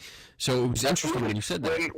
When there was a conversation Chad and I had at Whisper's estate about what the body is capable of when it's put through stress, and the conversation was had because of the scratch marks that appeared on my back. And we had a long conversation about rashes, hives, stress, acne that occurs on people, and how the chemical processes of the brain and the body can manufacture what look like physical symptoms on the skin, or even in certain organs of people. But the scratches that appear on my back, as soon as I calmed down, as soon as I relaxed, the next day they were gone. So I mean, obviously that's not a true physical scratch. Right, because you would have had more. It would have lasted longer. You would have had Exactly. Subdermal scratches. Yeah. Do you think you maybe just rubbing against things? I mean, it's hard to tell. I mean, sometimes you watch, like, I'm real anal when it comes to these kind of shows. So Me too. Once I see something and it's like, oh, well, I got a scratch, I will go over that video over and over and over again and pick out times when, like, all right, he was rubbing there. He was saying something like, oh, this is where it was supposed to happen, and he's been scratching it. I'm looking at him scratching it. But then again, I don't know if it's editing, because there are no timestamps on any of the video shot. So we don't know what order it is. So, yeah. Those kind of things are weird. Yeah, for sure. And I don't know about Chad. I can only speak for myself. I don't know what goes on when he's in there by himself, because he's in there by himself, and we only have the one camera to kind of interact with each other. But as being who I am, and I am trying to constantly be aware of when I reach down and scratch my leg, or when I reach over and scratch my elbow. Whenever I touch myself or something clunks into me, I try and make a note of it. That's another thing that was never shown on Ghost Stalkers, is the fact that I carry a notepad around with me, and I keep notes about, okay, it's this time, I'm in this room, I sat in this chair. I'm a copious note taker, and none of that was shown, which I think is a really important aspect. Yeah, I don't think I ever saw one scene. No, never shows up. You never see me flip open my notepad at all on any other shows. Yeah. I'm sorry, we were giggling because you said you touched yourself. You said you touch yourself. We lost it. Oh yeah. That was funny. Sorry. I really wanted this one episode. Where was it? I think it was in Sevierville, Tennessee, at the plantation. I was really hoping that they would use the footage of me in the bathroom, because you've never seen that happen. And I was so happy to be doing a location that had a working indoor bathroom that I took the camera in with me, and in the dark talked on in night vision about, I'm going to the bathroom right now. It was a super funny moment, and I got an email from one of the editors who was cracking up when he saw it, and he's like, of course it's not going to be used, but I always hoped that it would make it. They would leak it or something like that, because it's pretty funny. Maybe it'll be on the DVD version you release for sale. I really think these producers and the editors need to listen more to the people that are watching it, because that would be hilarious. I would love if there was a scene where you were in the bathroom and talking about, I'm in the bathroom and this is what I'm doing during it. That would crack me up and make me want to watch it more. Yeah, it's strange, right? Because the one thing that I do know about network television, especially the state of any reality show right now, and this was a discussion that I had with, I'm not going to say it was my network, I'll just say with network people, but one of the discussions we had, and it's very sad but true, which is, if you put a show on television where the main characters are very dumb, that show will succeed, because it makes dumb people feel smart. If you put a show on television where the characters are smart as a reality show, it will not succeed, because it makes people feel dumber than they already are. And so the trend in reality television is to dumb down the main characters as much as possible, because it makes the viewing audience feel better about themselves. And I'm actually seeing that just from my research on you, talking to you, in person, a la email and messages, and then tonight, I mean, I'm seeing the big difference. You were totally portrayed differently than what I'm seeing, what I'm experiencing. Yeah. And it actually angers me. It pisses me off that you were portrayed in such a way that. But the thing is, but Kenny, the reason that there is a reason to be mad. I'm not mad about it because I know the reality of the situation is because I was portrayed that way. I'm going to talk to people who will never talk to a skeptic. This year I'm going to talk to 5,000 to 8,000 people who are solidified in their belief system of wispy orbs and K2 meters.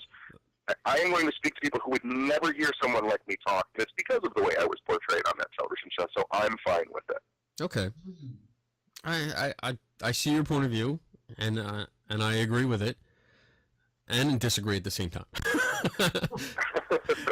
There's that part of me, because I'm not a scientist. I am a science enthusiast. I'm skeptical. I love the critical thinking. So that side of me says I don't like that. But the logical side of me is listening to what you're doing and your explanation and saying, okay, I understand where he's coming from. So I'm in conflict myself. It has nothing to do with it. And my background, I'm not a scientist either. By trade, by actual trade and college work, I'm in advertising. That's what I do. I'm a communications major. So my job is to communicate ideas, and that's what I'm always trying to think of, how best to sell myself so that I can sell my ideas to a larger audience, whether it be working for a product and trying to figure out how to make people like that product more. All I'm doing now is applying my skills to getting people to think critically in a larger audience, and I found that the best way to do that, again, I ran for mayor of my hometown 13 years ago, because I realized after being a punk rock kid all through the 80s and part of the 90s, I realized that I couldn't tear down City Hall by smacking on the outside of the building with a hammer. I could affect change by being an elected official and changing the laws from the inside out. And so all I'm really doing is applying that here to a very closed group of people. I think we also forget how small, we think the paranormal community is huge, but even the most watched show, which is Ghost Adventures, only has about 2 million viewers. That's not, a large demographic for the world. We can reach people that are locked into this bubble, but I really think there has to be a kind of covert movement to do it. I agree. I mean, all my experience of going to conventions and talking to people, it's you can't just come out and be, I'm a skeptic. I mean, unfortunately, that's how I'm billed a lot when I do attend conferences, but just going up and talking to people and exchanging ideas and getting their thought process helps me understand how they're going to react to me. And then I adjust accordingly. But, hey, I like your approach. I mean, I don't agree with everything, but you're getting the job done. I mean, I'm not bullshitting you, I mean, I understand where you're coming from, and you're getting the job done. Yeah, and I think that, that's the whole thing. I go round and round with my friends who are skeptics because they'll want to do something on a site or talk about me, whether it's, like PsyCop or any of those groups. And I tell them, don't talk about me as a skeptic, because what you'll do is you'll pigeonhole me into talking to only skeptics, and that's not what I want to do. I don't want to talk to only skeptics. I want to talk to believers, and I want to shift people in a deeper direction than what they're thinking. I really do. I go round and round with people. I did a radio interview with, this is probably 3 or 4 years ago now, I did a radio interview where it was Ken Gillette and I, and we got into an enormous fight over me telling him that this is what I was doing. And he, is obviously adamantly goes after people and goes at them in a very hardcore manner. and we'll call people stupid and morons and assholes and dumb shits. And I just don't think that that's the way to do it. I agree. I don't take that approach. I hate being called stupid myself, so I will not call somebody else stupid. You're stupid. Fuck you. Shut up, you dumb shits. Lou and I are like an old married couple. Seriously, we do this. Our board meetings, we have text messaging board meetings every time we have a show, and it usually the first line is normal, and then from there on, we just yell at each other. We're talking about skeptics and how they approach it. I mean, I am billed as a skeptic. I don't really identify that myself as much. That's what I'm called. I'm more of I want to know the truth, whatever it is. It doesn't matter what it is, as long as it's the truth. Shut the fuck up. So, John, what's your definition of a skeptic? Obviously, it's a again. If we're going to have a philosophical discussion, we have to determine what our words are going to mean before we have the discussion. So I guess, the modern day skeptic, the way that I see, is a person who is a complete disbeliever in all that cannot be seen and touched, unless it's, quantum mechanics or particle physics, which can't be seen or touched, but there's the math and science behind it that proves it's real. But with any faction, I find, whether it be the skeptics or the believers, the hardest road to tread is the middle ground between the two, to be actually honestly able to say, I just want to know. I'm not going to go into this, whether it be the confirmation bias that's happening on believers' side or the confirmation bias that's happening on the skeptic side. When skeptics say, this does not exist because it does not apply to science.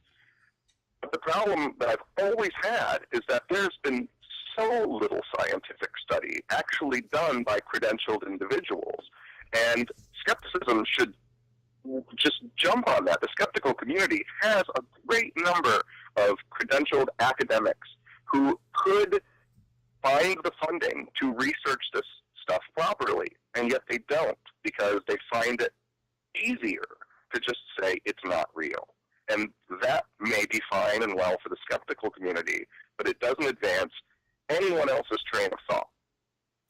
No, I hear what you're saying, and for me, personally, that describes more of a cynic. When I think skeptic, and I guess when I identify as a skeptic, I'm someone that wants to know the truth. I want to know the best possible definition as possible. I ask questions. I want to get to the root of the matter. I don't disbelieve things, just disbelieve them. I want to know, if you make a claim, then I'm going to challenge it. I'm going to ask questions because I want to know all the information as possible, because I guess I'm getting to the root of it. I want to know exactly what is going on. I want to know that we're on the same page. And then most of the skeptics that I deal with, most of the people that I guess would identify as a skeptic, are the same way. Because when you have that cynical attitude where you're just like, I don't believe it, and that's it, I don't want to deal with that. I'm not saying that ghosts don't exist. Go ahead. I think you're right, and I do think those people exist, the people that you're talking about, the people you interact with, but I think that the cynicism side of it is so heavy on both believers and skeptic side. Right. That there are, it's very funny to me when I run into a believer who will tell you that they are super open-minded. But then, this has always been a point of contention to me, because I do really think about it more philosophically, I guess, than ghost hunters normally do. But it's very funny to watch open-minded people on Facebook who hate other races of people. Because in my brain, the way that I've always been brought up is that if you're open-minded, you're open-minded. You're open to ideas and thoughts that are various and diverse. And so when people say, oh, I'm open-minded, I believe in ghosts, and then I hear them throw around racial terms, I think to myself, how can you be open-minded in only one part of your mind? And I find that on both sides, on both believers and skeptic sides, that here I am, I'm proclaiming myself to be open-minded, but when it comes to this thing here, I know the answer to it. And that I've always found extremely fascinating and frustrating. I agree. Interesting. I mean, that's how Kenny and I are. He's the skeptic. I'm the believer, but Lou hates me. But I really follow what the skeptics say, because as I've told people, and again, I bring up Jason and Bobby because, again, they're really good friends of ours. And listening to them, they've really opened me up as to, when they say, look at the alternative, what you thought may have been something else. And I'm really open to that. I don't go off and say, oh, I believe one thing, and then if you bring it up, I don't believe it at all. And Kenny would probably be able to better explain that than I would. But That totally sucked, dude. I don't know what the hell you were trying to say. I have no idea. I'm drunk. Just stop talking. I heard about 12% of it. I'm drunk.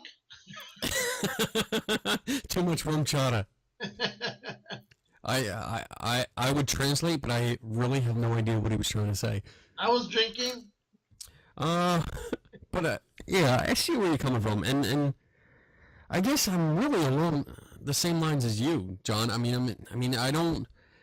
It's not that I disbelieve, and if sufficient evidence was presented and replicated, then I'd be the first in line to say, hey, fuck me, ghosts really exist. That's great.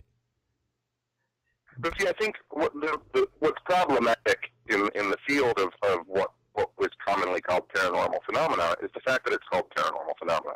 Yeah. I think that if these things are indeed real, then they exist within nature, which make them natural phenomena as yet undiscovered. People forget that the original people who pioneered psychical research, which became paranormal research, developed psychology and psychiatry. They realized that there was such a thing as lost memories and recovered memories, and how the brain functions during dream states. Those were all discoveries that were made by people studying ghosts and psychic phenomena. There's a vast history of, and once it's understood to be a natural phenomena, it of course is pulled out of the paranormal category. I think the problem is that we still leave things in the paranormal category. Right. I think that paranormal and supernatural does a huge hindrance to people because it puts it outside of the realm of the universe. And I think that if these things do exist, then they are normal and natural, and we haven't figured them out yet. And so that's why I use that term anomalistic. I think that there are certain things that we haven't figured out yet. They're anomalies. They will be figured out. And when they are figured out, will be seen to be a part of the natural order and system of things, or not. There'll be manifestations of the brain, or hallucinations, psychosis, whatever, but they'll be discovered to be a natural phenomenon. And that's a great attitude. I think that's beautiful, and I share that, because how many times, I know I've seen it a lot, how many times have you heard or seen people preach like, oh, well, we had this experience and it's totally unexplainable, and my thought is like, well, you're saying it's unexplainable, which basically tells me that it never will be explained, but it could be. Right. There's a possible, we just don't know yet. And oh, that pisses me off. Anyway. Well, and obviously science has shown us. I love science. I mean, science is the reason that I'm talking to you right now. It's the reason that my house has light. It's the reason we have the internet. I love science and what it does and how it advances us all as a human animal. The difficulty comes when, as you said, people say, well, this is unexplainable, meaning it will never be explained. It's weird, right? Because we develop, as soon as we discover infrared light, we say, oh, we discovered that there's infrared light. We discovered it, but it was always there. Right. It's not like it manifested itself at our discovery and was never there before it. We constantly find a new particle, new planets, new star systems, new gravity wells, new cosmos, all the time. Stuff that is amazing and beautiful and complex. and it exists out there. It's not unexplainable. It's just waiting to be found by us. And I think that if we kind of really did open our minds and have deep discussions about these things, I'll tell you right now, the lectures that I do, when people come up to me and they tell me about their ghost cat for whatever it is, I say ghost cat because that's an actual story. There was a woman who told me a story about her ghost cat, and I sat down, and in less than 7 or 8 minutes of listening to her story and talking to her, less than 10 minutes, she didn't believe in her ghost cat anymore. It was because someone just took the time to sit with her and explain to her, go through a little bit of a grief process with her, and move her to the next level of thinking. And I think that's what it really takes. And for a lot of people, I think that means it takes too much time. I can't agree anymore. I see that so often in the entire paranormal community. That research takes too much time. It's too hard. Yep. And people don't want to do it. They want to go out for their couple hours, have their thrill, getting scared and shit like that, and then that's it. They move on to the next one. They don't want to do the work.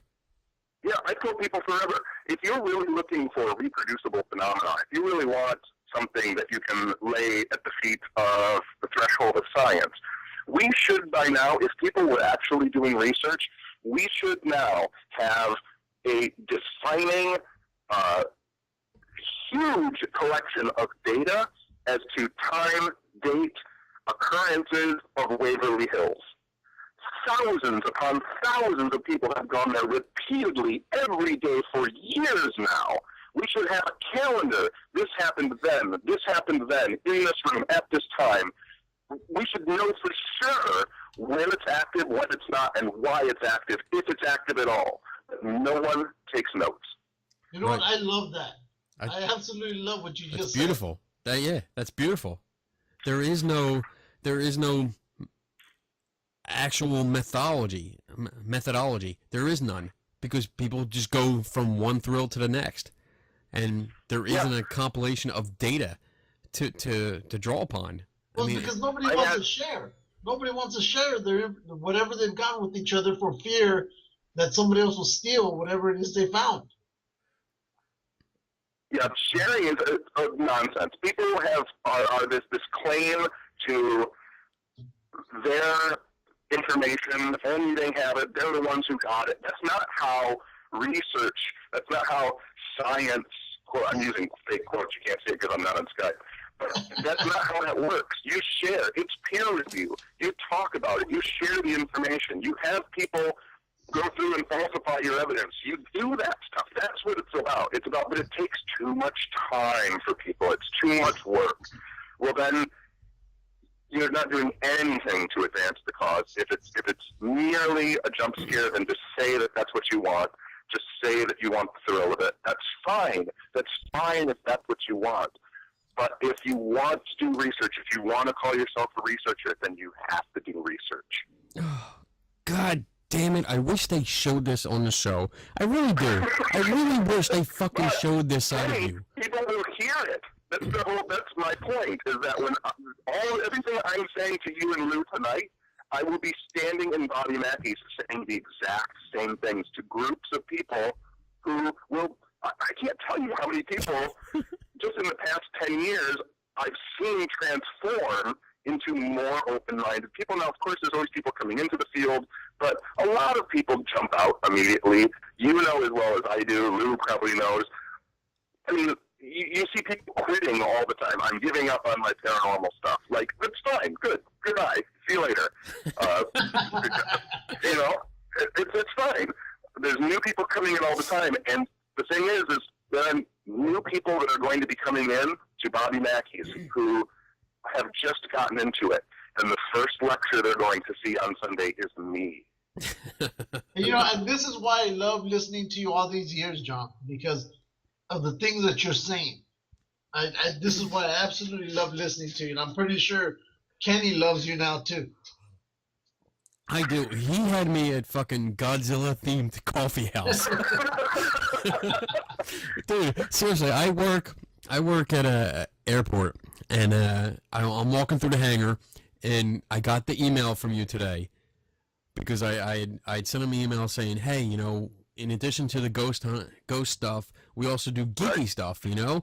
And he replies to me like, oh, having worked in a comic book store, you know, for so long, And opening a Godzilla coffee house. and then I had this Godzilla themed coffee house, and I stopped in the middle of the hangar like, holy fuck, what?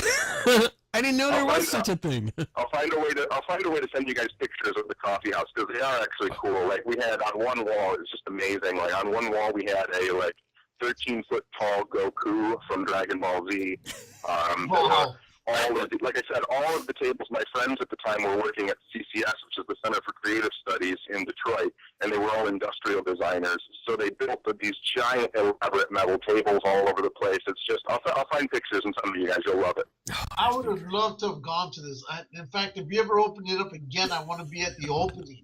I mean, when Kenny told me about this, I literally almost fainted because I go, wow, this guy's as big a geek as we are, but he got to own the stuff and actually try to make a business out of it. That's just, it's amazing. I mean, I really wish we could have been there. But yeah, if you ever open it again, we're totally there. We're gonna be there for the grand opening. There's a artist. So there's all these like kind of craft buildings that have opened up where artists can rent a table for a weekend or whatever. At least there are around Detroit. And someone wants me because obviously this is 2015, so this is the 20-year anniversary of Neo Tokyo. And there's a bunch of people who want me to open up the store for a weekend and sell T-shirts and get all the stuff back. So we're actually thinking about opening it up for a weekend, calling it Neo Tokyo, and opening it for one weekend in Detroit, just as the 20th anniversary. Let me know, because I've already driven up to Detroit at least once, and so I would be more than happy to do it again. That would be fun. And I do a lot of traveling throughout the country anyway, so I mean, I'm supposed to go fly up to Ohio and Pennsylvania and Kentucky this year. I'm pretty sure I can fit in Michigan, Detroit there. So. That would be cool. That would be really cool. I don't know if Lulu can hear this or not. Hold on one second here. Sure.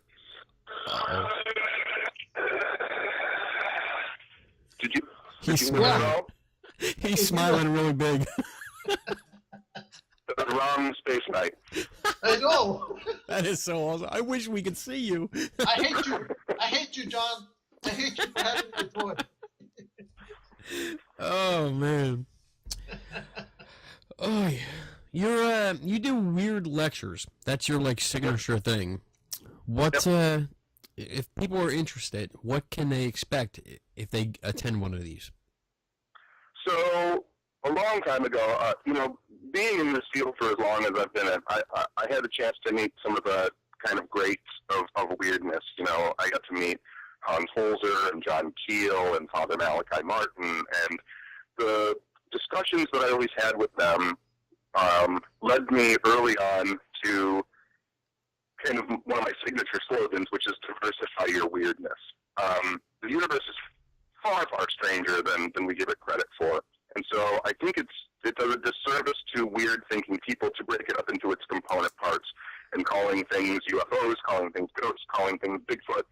I think that there's something much weirder going on in our brains. And so when I do a weird lecture, I never wanted to be pigeonholed into doing just ghosts or just UFOs. I wanted to be able to talk about the folkloric beliefs that led to things like why a house is haunted or why people think that they saw a UFO over this area at a certain time, and be able to talk about them all together and give people a kind of crash course in high strangeness that they don't normally hear. When we talk about, orbs are still a thing, which I don't understand, but orbs throughout the 1940s and 50s were thought to be UFOs. Whenever somebody caught a picture of an orb on a camera some way or somehow in the 40s and 50s, that's, it's strange because you'll always hear people say, oh, there were no pictures of orbs before digital cameras. Well, that's not true. There's hundreds of pictures of orbs, but they're classified as UFOs. And so, you miss this whole kind of other history of what did people think when they first saw them back in the 40s. And so I really, when I do weird lectures, I talk about things like that and kind of try to expand people's thoughts beyond, like I said, the fact that when they die, they're just going to be a semi-translucent version of themselves that walks around somewhere. And that's interesting because we were commenting on the same thread the other day about this, about orbs, and I do consultant work for MUFON.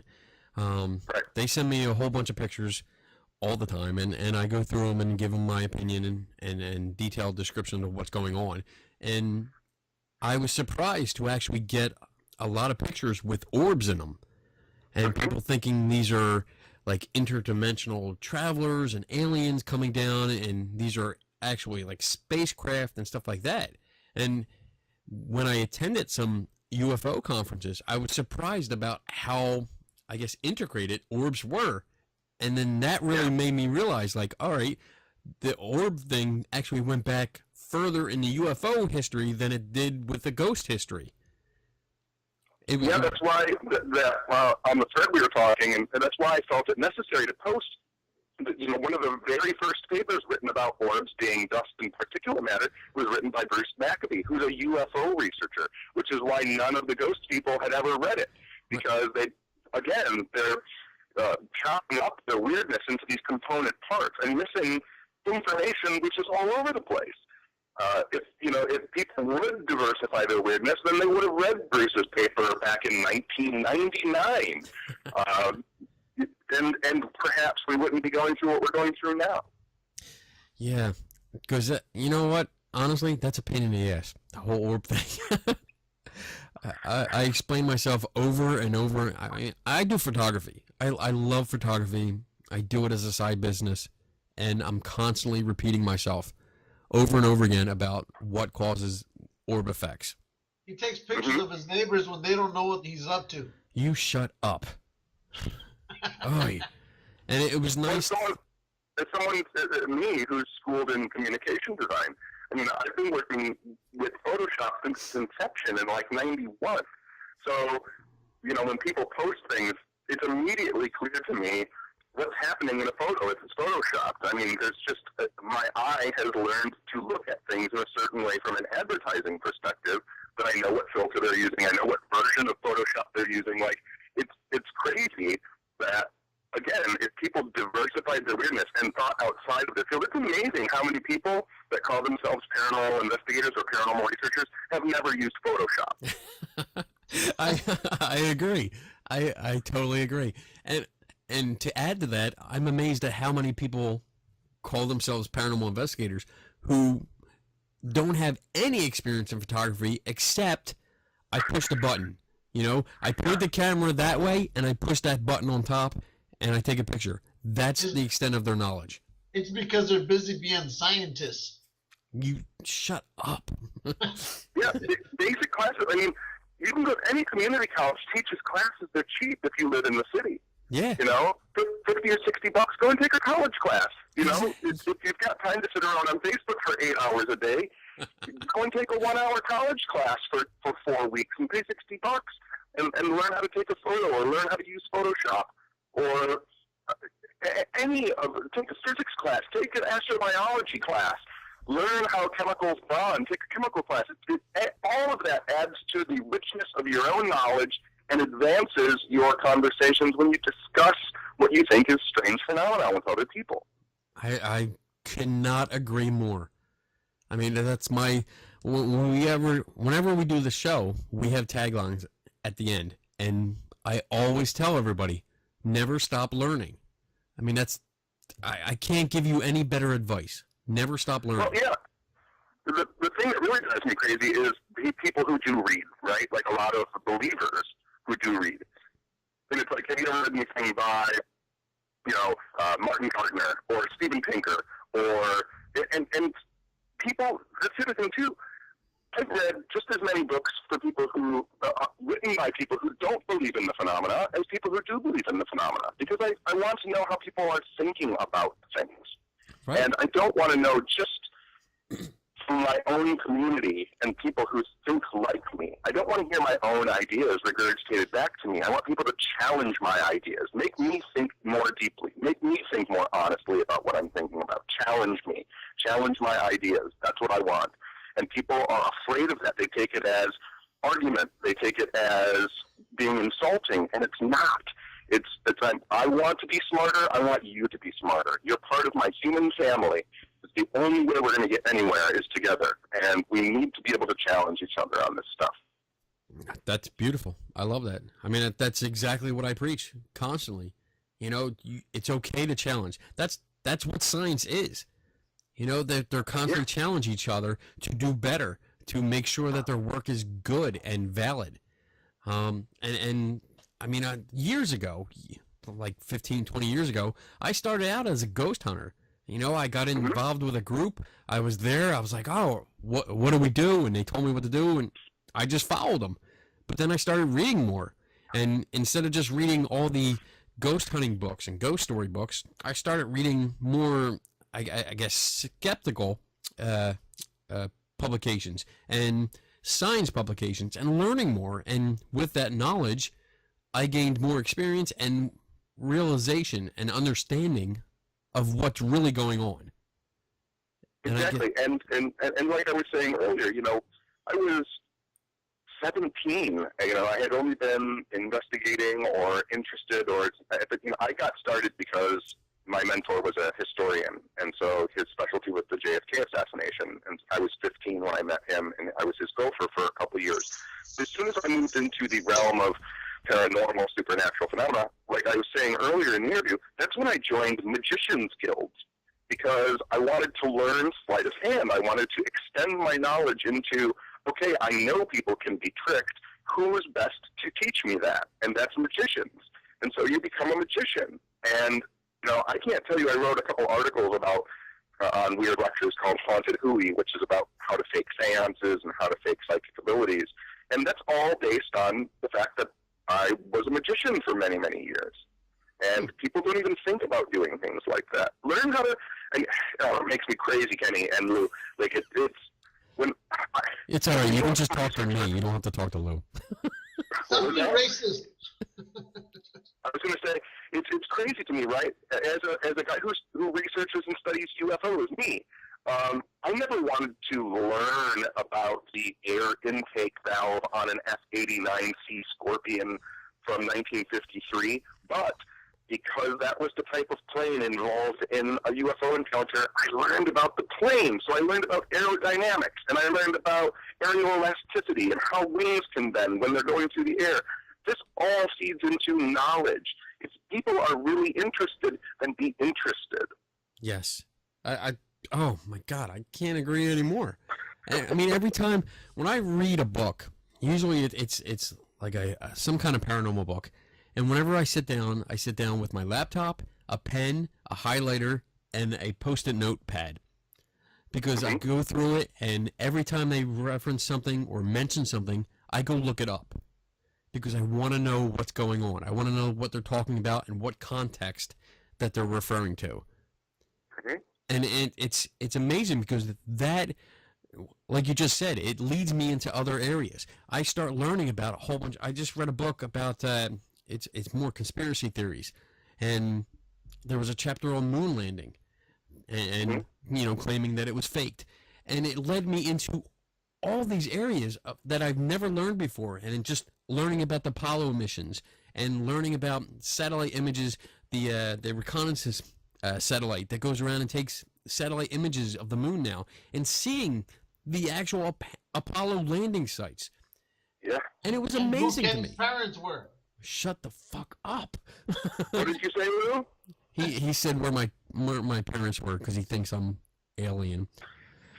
He's convinced that I'm not of this planet. Which, you know what? With my Kryptonian heritage, you were right.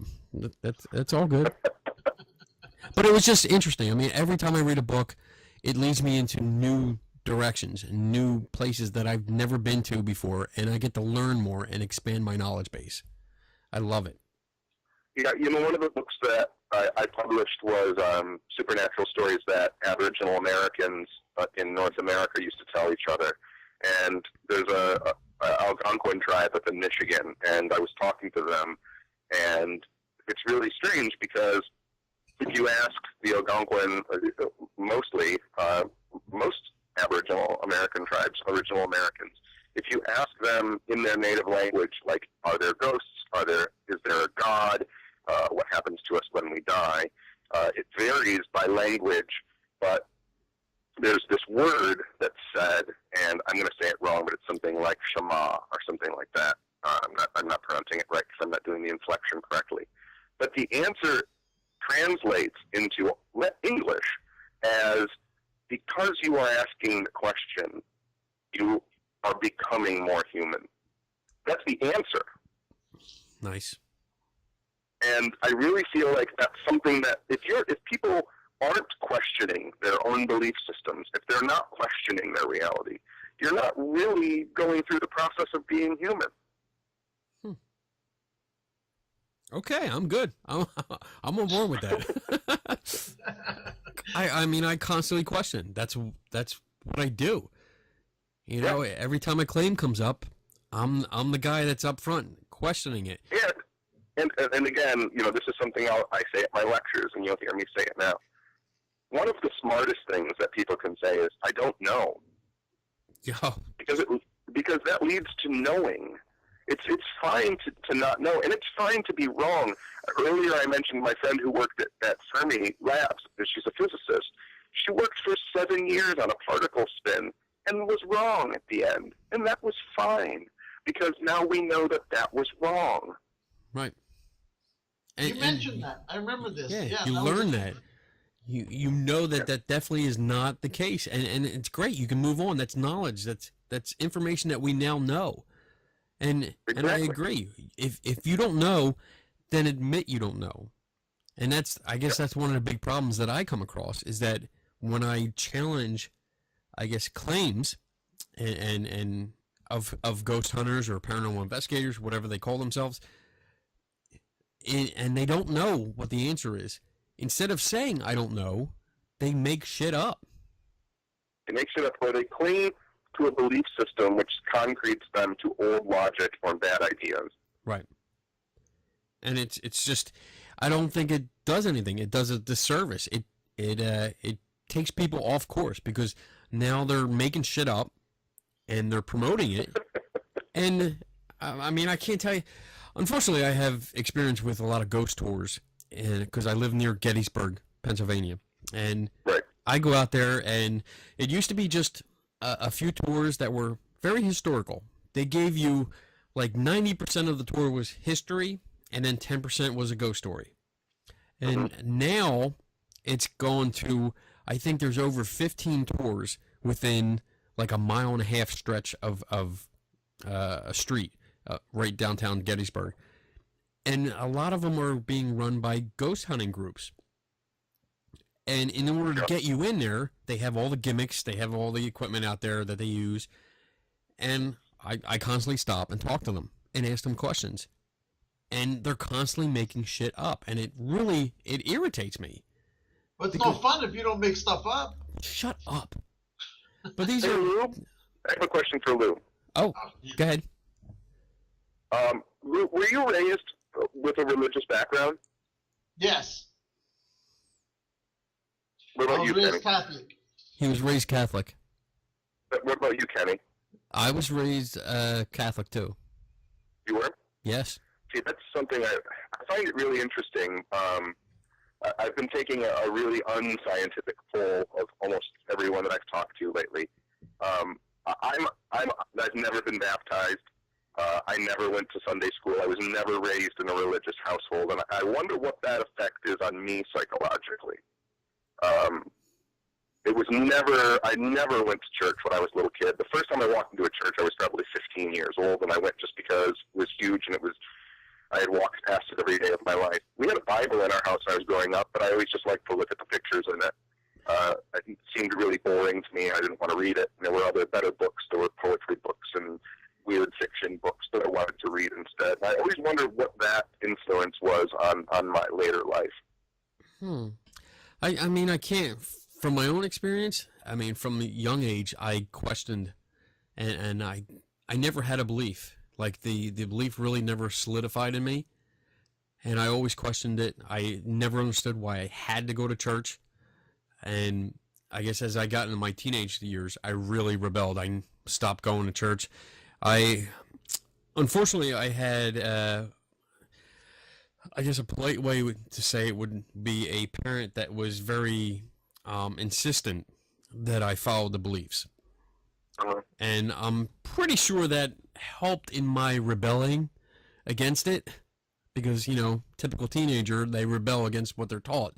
So I followed along that course, and now I question everything. I really don't hold any kind of religious beliefs.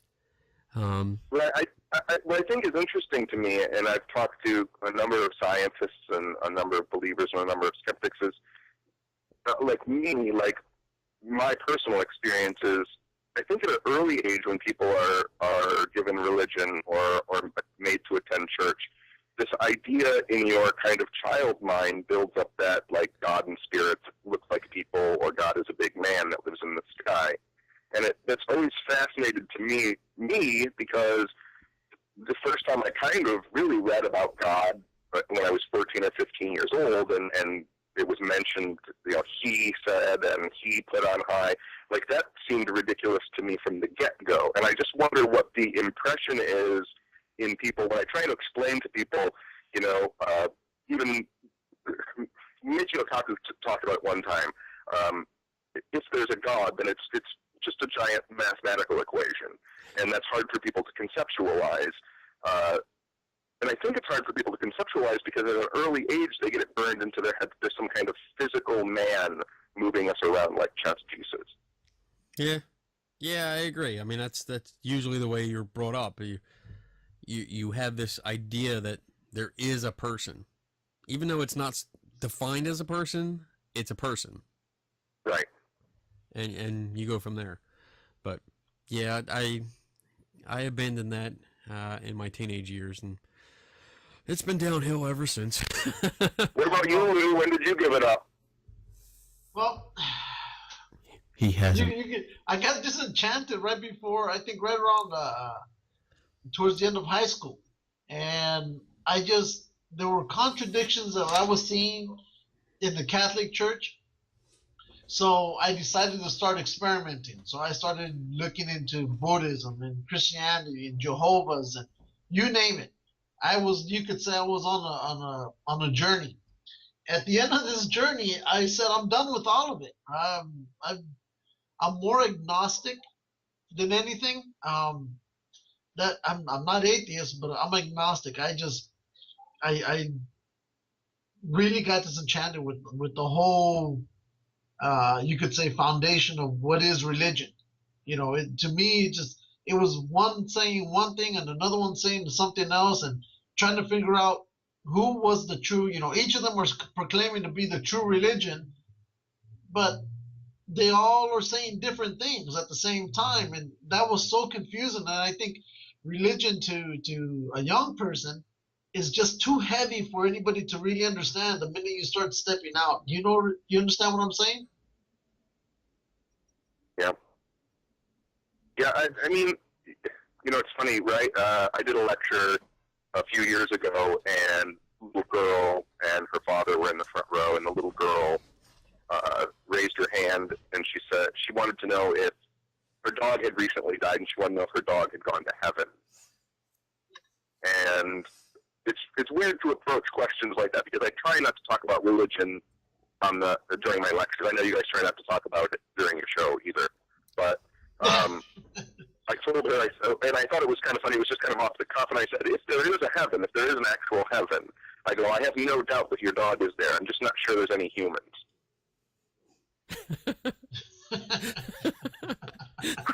Because humans are just pricks. Yeah, we're terrible. That's great. We should all try and live up to the standards of the glorious SpaceKnight. Exactly. Oh man. All right, John, serious question. All right. Who is your favorite superhero? Oh. Oof. Oh, so I have like, when we say superhero, does it have to be a super-powered person? Yes, because the definition, as far as I'm concerned, of a superhero is somebody that has superpowers. Okay, fine. As in, like, for example, Batman is not a superhero. He's just a hero. He's a vigilante with awesome kick-ass weapons. and a big budget.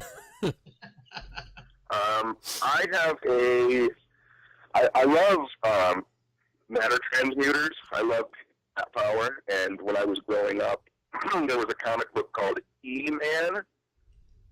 E-Man. I don't know if you guys even know who that is. It was drawn by Joe Stanton back in the 70s. And E-Man was always my favorite. He was like the first time I saw someone who could turn a lamp into a rabbit. Or someone would throw something at him and he would just change it into flowers. It was the first time I saw anybody do that. And so still to this day, E-Man is my favorite superhero. E-Man. You know who my superhero was? Nobody cares, Lou. Who was your superhero? Go ahead, Lou. Rob the SpaceKnight. Not a superhero. It's just a suit he's inside of. Yeah. Let's see. I'm going to share screen with Lou and just show. I got a picture of E-Man up. He's in it looks like he's in a orange kind of suit with a big Yep, that's him. E. With like E equals MC squared. Yes. Yep. Yes. That's hysterical. From First Comics. First Comics, premiere issue. Wow. Lights, camera, wow. Okay. So there we go. Now everybody sees what E-Man was. That's cool. Check it out. It's a good, funny comic book. It was back when superhero comics were allowed to be as wacky as superhero comics were supposed to be. Nice. But Very just by nice. looking by his uniform, E equals MC squared. Yeah, he was all in the science. I like that. Yep. Now, I saw a video. One of the videos that I saw of you, you were actually at a Comic-Con. Yep. Now, is that a regular thing for you? Do you attend Comic-Cons a lot? Yeah, actually, it's one of the really cool things. There's a lot of Comic Cons that I've gone to, whether it be in San Diego, I've gone a few times, or the Motor City Comic Con, which is the big one in Detroit, or C2E2 in Chicago. Nice. But one of the really cool things about being a comic book fan and working in television is that I can call up conventions and say, hey, do you want me to have a table and sign?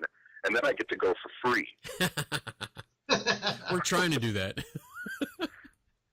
We're So trying. it's really awesome that I get to sit there. And then especially in Detroit, like in Detroit, obviously, I've been on television, and it's a smaller show, so they're happy to have anybody that is local and sitting there. And I always know people who work for, the local news channels, so I always get interviewed on them because they know me and I know them, and maybe they remember from when I ran for mayor, or one of the crazy things that I've done throughout my life.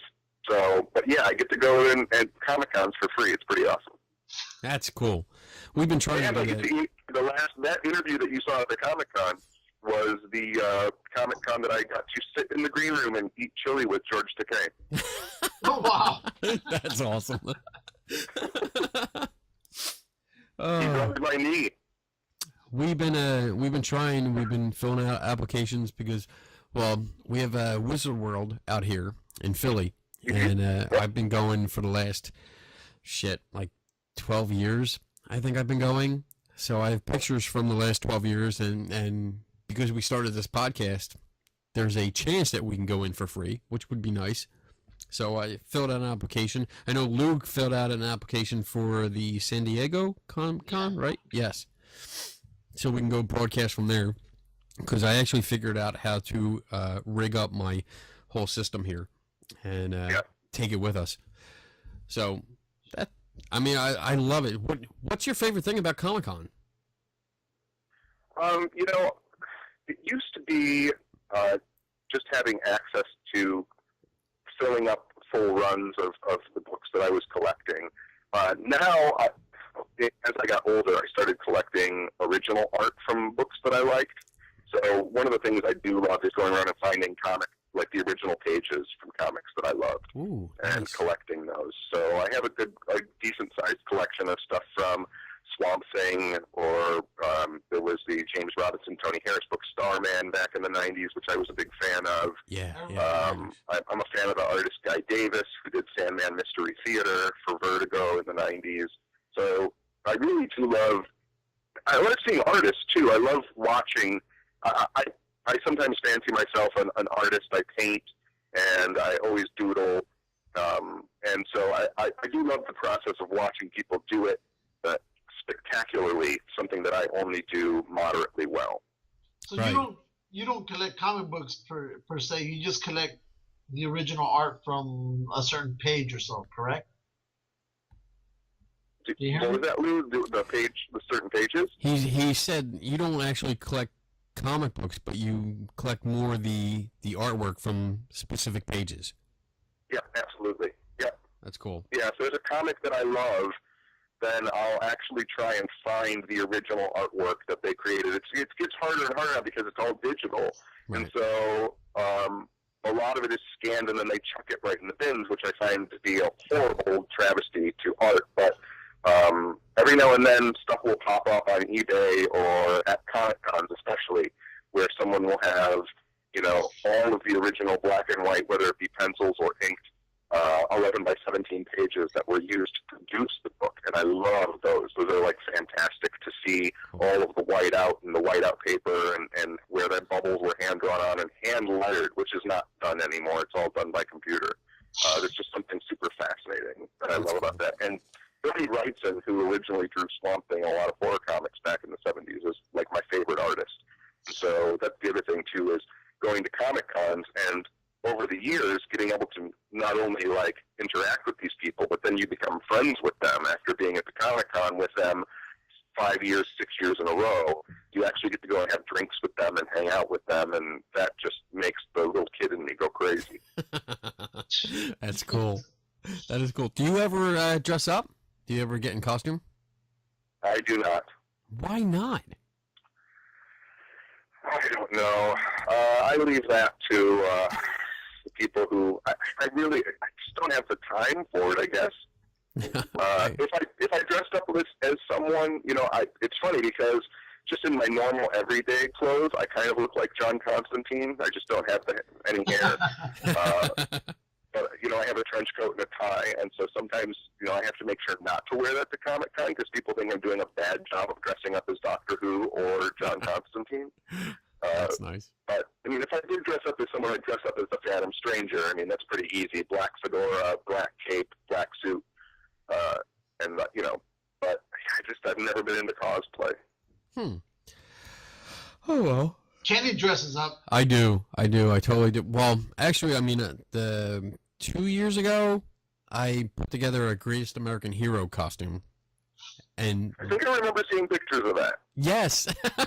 It was simple. I pretty much went to the Big and Tall store and just bought red sweatpants and a red sweatshirt and put a patch on it, did some trimming, and then my wife and a friend of ours put together a cape. They actually made a cape for me, which I still wear sometimes. But and then last year was the first time I actually built a costume. I did a costume of Cyborg from Teen Titans, and Oh, that's awesome. I was amazed. Well, wait. It was really awesome, but I even told him it looked like Tron. Shut up. It looked like Tron because he had it lit up. I had it lit up. I actually put shut I up. bet him. You shut up. It's my story. So No, no, it's if not. he went to Kentucky, I told him, if somebody over there tells you you look like Tron, you owe me $50. And what was the first thing they told him as soon as he started walking around? Hey, that looks like Tron. It looked nothing like what he was saying. What I did, shut up, Lou, was I actually ordered a whole bunch of EL lighting, which is Right. it's great stuff. I've never worked with it before, but it's beautiful. It's basically electroluminescence wiring that Right. it doesn't give off any heat, so I was able to put it in the foam and not worry about it melting. But I put it in the arms, the legs, the helmet, and it came out really, really good. I was surprised. It looked nice. It was fun because it was the first time that I ever did something like this, working with foam and just the different materials. I mean, honestly, YouTube videos were running constantly as we were putting this together. So I knew what I was doing. But it was fun. And, I mean, I've worn it like a dozen times now. And I'll probably wear it this year, too, when we go out to... How do you feel about the Teen Titans show that's being discussed? Which one? Teen Have you Titans. heard that they're thinking about doing, TNT is thinking about doing a Teen Titans television show? Oh, well, I mean, we watch... There's a Teen Titans cartoon, which is like a adult-oriented one, and there's Teen Titans Go, which my son watches constantly. But TNT announced this week that they were like thinking of negotiating a Teen Titans live-action television show. That would be pretty good. I would like that. Didn't they already have the casting done? I heard that they were already done doing the casting. Really? Yeah. I didn't hear anything about that, and Lou has a habit of making things up. So Shut No, up! I believe it because I remember the article that I read. They were saying like it's for sure that Nightwing is going to be in it. There's no. I think that they were saying that there wasn't going to be Cyborg in the original episode, but yeah, I think that Lou might be right. I think they might have cast already. it's hard to tell, because DC's going like weird. Because I mean, the Man of Steel. I'm a big Superman fan, and if we actually had video, you would see the immense mountain of Superman stuff that I have. But with Man of Steel 2, it's basically a prequel to Justice League because of all the characters that happen. Are you gonna be excited when you see me in that movie? No fucking way. Are you? Batman vs Superman filmed in Detroit. I did extra work on it. Son of a bitch. Haha. I love and hate him right now. Where can we see you? What do you? Do you want spoilers about it? Yes, tell me. I think I can be sued. Actually, I had to sign a big thing about what I was at. But Okay, well, for a disclaimer, we have actually hung up on John Tenney. He is no longer on the show. This is a Mystery X guest that we have on. So, tell us what happened. So I was only in a specific shot. Well, two specific shots. But it seemed to me, and I don't know anything about this movie, but it seemed very much like I was at a funeral for Superman. Ooh. Ooh. Ooh. I wonder if they're... Do you think maybe they're incorporating a little death of Superman into this? I don't really... Listen, I'm couching all this. I don't really know if that's where I was at. It was really confusing because it seemed like that's where it was at, but Clark Kent was there too. Oh. Well, then that doesn't make sense. Wow. Well, But are we going to be able to see the you? funeral for Ben Affleck. That's where it was at. Are we going to be able to see you? Like, are you actually on camera? Oh yeah, for sure. Sweet. If that shot makes it into the film, then yeah, because that was a kind of a wrap shot. So that was a kind of big deal for that day. Nice. I think. Nice. Maybe. Wow. I don't know anything about that movie. I could be completely wrong. All of that is probably a lie. Tell me to rob the SpaceKnight movie that's coming out. Whatever. I want to But send yeah, it. it was a big. You know what was super exciting? What I can say is it was super exciting. I've done extra work before in films, and like Real Steel filmed here, which was a Hugh Jackman giant robot movie, and but what was really exciting was standing outside and having a cigarette with some of the other extras and the key grips and some of the sound men, and just having someone grab their walkie-talkie and say, "Hold on a second, guys," and then you would hear them saying to the walkie-talkie, "No, take those lasers over to the LexCorp building." Yeah, no, LexCorp has that giant machine in there that looks like a particle accelerator. Yeah, and then go. Will you get the Gotham police cars and pull them around? Okay, thanks, bye. Like hearing that stuff just made my little kid brain explode. Well, I'm gonna put it out there, and I'm not gonna be shameful. if you ever get to make that Rom the SpaceKnight movie, I want to be just an extra. I don't care if I get blown up. I just want to be the... Lou will volunteer to die. Yeah, I'll die every time. I don't care. All of that Superman v. Batman was all speculation on my part. Of course. Whoever you are that's on the phone, we don't know who That's you are. true. Because, as a fact, a couple of people that I know that were extras leaked photos and got sued massively. Wow. Damn. I didn't see those photos. In regards back to the Teen Titans, Batgirl's supposed to be part of the show too. What? Yeah, Batgirl's supposed to be the you could say love interest to Nightwing. Wow. Interesting. But she's supposed to show up as Barbara Gordon. Well, Not yeah. as Batgirl, but as Barbara Gordon. Yeah, I think anyone is going to be in this Superman versus Batman movie. Yeah, that's for sure. That's what I've been hearing.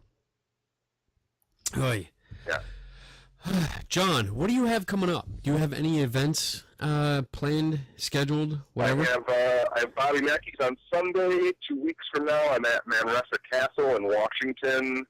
If people listen and want to find out where I'm at, like I said, I only have 4 or 5 booked right now, but they can go to Weird Lectures, and there's an events page that tells where I'll be at. And, the other thing is, too, really quickly, I'm going to let you guys go because it's a Friday night and I need to go out to a bar and drink and talk to women and not to do. But, what the fuck? But the other thing I always stress to people, too, is, and this is just something, this is the only way I'll float my boat. I really do want people to have information. And so, like, when you look on the Weird Lectures events page now, those are the events where there's a ticket price. If you watch that page over the course of the year, every event that I do where people have to pay to go to, I do 2 where they don't have to pay. I do 2 free lectures for every one that's a pay lecture. So a library, a college, a university where there's no dollar sign, because I'll tell you what, I do a lot of these events and I'm not the high paid person. A lot of times I do these events solely for travel money and go there just so that I can speak. And I've been lucky enough to be able to somehow or another manage my money well enough to be able to do this for a living. And I really feel like it really bums me out that people don't do free lectures anymore. I spent the first 10 years of my life doing lectures at libraries for free, and that's how I got to where I am, by just engaging people and talking to them for free over coffee. I do these things called creepy conies, where like three times a year, I just invite people to go to a 24-hour restaurant and sit around with me and drink coffee and talk about weird shit all night long. And that doesn't happen anymore, and it really needs to. I mean, that's a great idea. I mean, I love that. That would be something I would be into, just to come out and hang out and just bullshit all night, over a couple. If your wife lets you. Whatever. I fucking hate you, Lou. Well, we won't keep you any longer. We'll let you go out and talk to women that will talk to Thanks. I am a 43-year-old single guy, so please allow me a Friday night for a couple hours at the bar. Whatever. Woohoo! All I got to listen. The only thing I got out of this interview is I get a chance to wine and dine him in a few months. You are such a slut, Lou. By the time I get to the bar, it's going to be 1 o'clock, and there's nothing but train wrecks at that place by the time I get there. Well, at least it'll be easy. I can't tell you how much I appreciate you coming on and talking to us.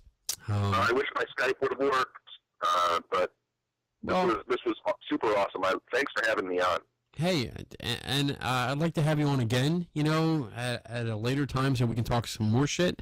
But it was great. I appreciate it. You were very honest and open with us, and I can't tell you how much I appreciate that. So have a good night, and Yeah. I hope you get lucky. Is that appropriate? I'm not sure. Yeah. I'll be sending. Lou, I need your email so I can send you a picture of Rob. Okay. Find me on Facebook. Hit me up. Awesome. I will. But you know what? Everything what Kenny said, but it was great talking to you. I'll be honest, I was nervous, even wanting to ask you a question because here I am listening to a guy that I've followed for a while, and so yeah, I was nervous, but it was great that you were on the show. I absolutely loved Yeah, it. he was nervous, and he didn't actually ask you the question that he wanted to ask you. But we'll save that for next time. Damn What's the you! question? I want to know. No, you have to go get women. No, I want to know the question now. All right, Lou, you're on the spot. Well, You're welcome.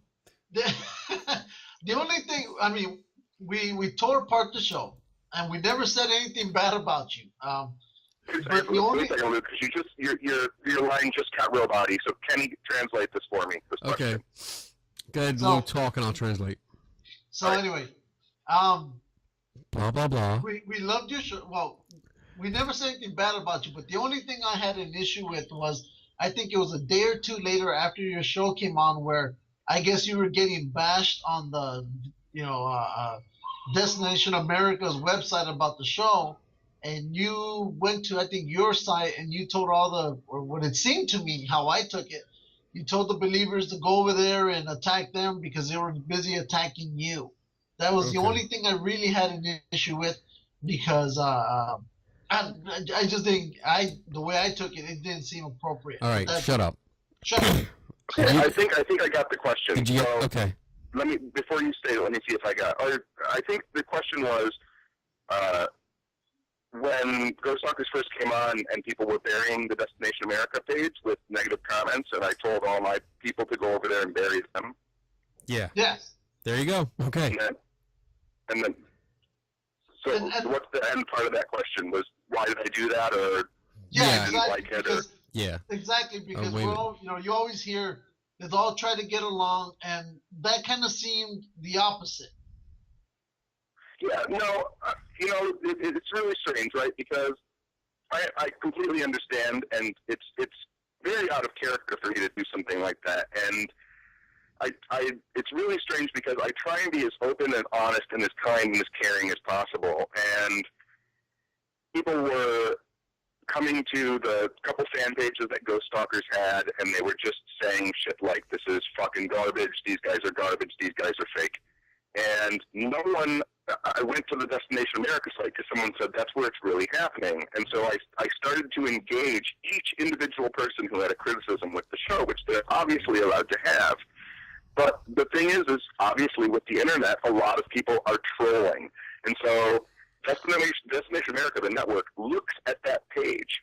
Whether or not they understand that they're being trolled, whether or not they're understanding that people only like Ghost Adventures, or they think, and then that's the other thing too, a lot of people didn't realize that they were bad-mouthing Nick's show. They thought that we were somehow strangleholding Nick's show. And I got so frustrated that here I am, I'm putting up these behind-the-scenes things, I'm talking to any single person who has a criticism of the show, but I could not respond to each and every one of those people. And I got so frustrated, I told my people, listen, if you like me, it's great that you're telling me, but you need to tell Destination America because every asshole in the world is going over there and being an asshole. So go over there and fight back. If this is what you really want to do, if you really have some care and concern for me, then don't make me just stand up for myself. Show me that you support me. And so that's the way I looked at it. And of course I regret it. It's a reactionary human thing to lash out like that. And I feel bad about it. But at the same time, I really felt like when people go onto my Facebook page and they tell me they love me and they love what I do, that's great. I understand. I appreciate the love. But if you're really going to support something, then fight back for it. Stand up for it. And don't let someone steamroll it under, especially if it's just a troll or if it's just someone who's looking to say something negative. Do I regret doing it? I don't really ever have any regrets. I feel bad that, one night I told people to go and do that. But it was one time. I think it served its purpose. There's still people that hate the show. There's still people that post. All of my friends don't remember that I asked them to do that. So, I mean, yeah, it's just one of those things that happens. I get really mad having to stand up for myself. I always said when I ran for mayor that I was willing to stand up for everybody in the city as long as they stood behind me and let me take the bullets. When I ran for mayor, there was character assassination all over the place. You know, my grades were bad in high school, and he's a ghost hunter, and he's a UFO guy. And I said, listen, I'll take these shots, but as the bullets hit me, stand behind me and keep me propped up. And that's kind of my thought about this situation. If you really support me, then support me. That's Okay, fair. I understand that. That's fair. We're good. We're good. We're good. We're good. I still love you, man. I still love you. We still, yeah. I mean, in the end, like, I loved you before when I bought the shirt off you. I loved you, and when the show came out, I had my doubts. I'm not You gonna hated lie. me, and now you love me again. And now I love you again, you fucker. I never stopped loving either of you. Whatever. Oh, I never stopped loving you. I just disagreed with that one thing, but I you made disagree. it clear for me where Yes. you were coming from with that, and you know what? I appreciate it. I understand it. I'm with you. There you go. So, yeah, we're good, right? We're good? We're Good. good. No, I hate all of you now. I always loved you before. I never gave up on you before, but now I hate both of you. John. Oh, okay. Well, Well, again, just to let you know, we both finished our alcohol. yes, I'm we're done. done. Our bottles are I empty. haven't even started. That's because you're an amateur. I mean, I have been drinking the whole time, but the bar is where it's really going to get going. Okay. Yeah, Well, all right. We'll let you go. Again, we really appreciate you coming on and answering our questions, taking us on, kinda, not really. I mean, we had a great conversation. This was great. I really enjoyed it. And Yeah, I loved it. Anytime you guys want to have me back, just let me know. It's been super fun. sweet. Well, we have nothing to do next week, so no, I'm kidding. But great. You have a good time. I hope you score tonight, or I hope you have a good time. And That's better. we will talk to you later.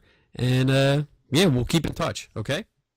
All right. Thanks, guys. Sweet. Thank you very much. Have a good night, buddy. Bye, John. Bye. Bye, then. Bye. Night. All right. He's gone. You know what? He's awesome. I really like that. I really You know like what? that. He was everything that I've seen him and heard him to be, which is why I loved hearing him. But I'll be honest, I had my just like when you saw me looking at my phones because I was talking to Bobby and Jason, and I told Bobby I was as nervous with John as when Bobby was first interviewing Randy, right? And Wow. I go Kenny is carrying the show, and yeah, I'm throwing some questions in there, but oh my god, I felt like such an idiot at times. And I told Bobby, I know what you feel like, but talking to John was awesome. You know, he's the guy that he's always been. He's always presented himself to be, and that was great. You know, I liked it. I mean, the one thing that I really respect is that he did not back down from any of our questions. well, And even that last one. I was worried because you know what? I didn't ask the question about the wormhole detector. We didn't get to that. And in fairness, it's not his device, so it's not really fair to Yeah. ask him about that. I mean, I really wanted to ask his opinion of it, but I mean, it really doesn't matter because I don't. The And you know evidence what? speaks for itself. And you know, I really debated asking that last question Which that you one? brought up, and I No. wasn't going to ask it. And No. I wasn't going to ask it because I was like, you know what? I'm seeing where John is coming from, you know, and I really felt to a certain extent that if I had thrown that question in there, this is me thinking this, that Okay. it would throw the interview, you know, make it go kind of negative. Or why are you? I thought he would possibly take it bad as, why are you questioning me on that? And he Well, was really cool about it. He was really open. He goes, here's why I did it. And when he said he was frustrated, I can understand that because I think you and I have been there when We've been there, yeah. we've been attacked and we're like getting frustrated with it. Next thing you know, we're doing something that is kind of sort of out of character or You blow up. yeah. So when he said that, I was like, okay, I understand this, and which makes him even that much more awesome because again, he's never been one to shy away from an interview or whatever. You know, unlike other TV hosts, and he takes it full on. He grabs the bull by the horn, and he does a great job. And he didn't dance around the answers. No. I noticed that on some of the questions, and actually, like the other podcasts that I've listened to where he was a guest, when it really came to, I guess, the wormhole detector thing, he really kind of danced around it a little bit. But again, it wasn't his to really. But it wasn't his, right? But every question that we sent to him, we questioned him on tonight, he answered, and I don't think he danced around at all. No. And it was good. It was upfront, honest. That's and why. I liked it. Yeah, and that's why. To a certain extent, when I changed it over to the whole Godzilla and the comic books, I wanted to re-energize that conversation later, but we had to do something different so we could come back fresh. Because we've been talking about it, and I was looking at the clock for at least an hour or so, all right? And I go, you know what? Let's talk about something different for a little bit, and then we'll come back to that again and just give it a whole new life. And that's why you're here. You're the comic relief. But I think it worked. It because, did. It did. It worked because we went off. We didn't like, oh, we're still going to talk about this for another 2 hours. No, we went from there to Godzilla to Rom the SpaceKnight. And then we went back. And then after that, we were just breaking it up. When he said Rom the SpaceKnight, I was like, oh, shit. When he said that, I said, could there be another person who loves Rom as much as I do? There's fucking 2 people in the entire world that I've ever heard speak that name. That's right. And you were the first. John and I He's the are second. brothers linked forever. Oh my god. But he was good. He was up front, and I really appreciate that because, I mean, we have friends, like our friend Jason Gowan. He was on the show, and I know he couldn't talk about it at the time. He did anyway. And from him, I've learned that, there's contracts and there's non-disclosure agreements where you can't talk about the show. You can't talk about what really goes on. And I appreciate the fact that John was very open with us. And I was surprised about how open he was. Yeah, I times. agree with you. He was really open, especially when it came to the show. Like I said, I think we found out new things, and I've heard things that he's never said before. Godzilla being one of them, Rom being the other. Whatever. But outside of that, everything, the behind the scenes stuff, he gave it out a little bit more information than he's ever given before. Right. And that's what I was pushing on. I mean, I like I said, I listened to a whole shitload of videos of interviews with him, from Strange Frequencies to Chris Webber, and then the rest of them before the show took place. I even listened to one as the show was taking place. It was great, Spook something. I forget what it was. It's not racist. But it was nice. I was trying to figure out questions like to ask that all of these other people have already asked. I didn't want to ask the same questions. Yeah. You know? And I think we did ask some of the same questions as the others. Right. But I think what gave it new life was, like, for example, we were talking about the whole health and safety. You know, that's something I haven't heard before. No, and he was really open about it, and that's why I said, well, I'll see if if he gave them an earful, which he did. The only thing is, I wish we'd all had a better connection, because I could tell sometimes when I was talking to him, there'd be that long pause from him, as in, okay, what did he just say? He's thinking about it, yeah. Yeah, so I was like, damn, But that's why I knew that's where you picked up and you said, this is what he said. Yeah. And that worked out. And so the safety that's how it went to you. You say it. I'll translate. Yeah. The safety was a big issue for me because, I mean, we know how many people have we dealt with that take these shows at face value? They see the ghost hunters, the ghost adventures, and Ghost Lab or Ghost whatever, and they take that as that's how it's done. Everything they do on that show is exactly what you're supposed to do. So when I saw the issues, the health issues, that really struck a chord with me. Like, all right, I was an EMT for 7 years, so I dealt with emergency situations. I know it's dangerous. And to see that on there and not see any kind of medical attention, not see them calling anybody for help.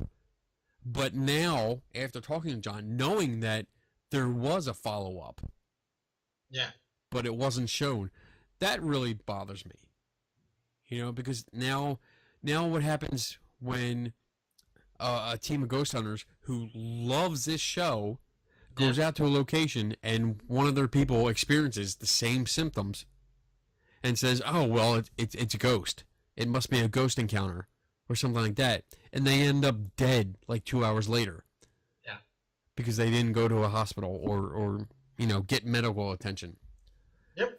That was my concern. And I'm glad he was very open and honest with that and told us what happened behind the scenes. That's cool. And a lot of those behind the scenes things is just as interesting, if not more so at times, because there's things that you normally would never know. Right. Right. So, Nope. I mean, editing fucking sucks because there's so much taken out. And after listening to them, like on previous shows, nice, and listening to them tonight, when I went back and watched the shows, like the remaining of the shows, the last 2 shows that I didn't see. Oh shit! Oh damn! I see Star Wars. Oh, I love that. you know how much this one cost me? Like $50. Close.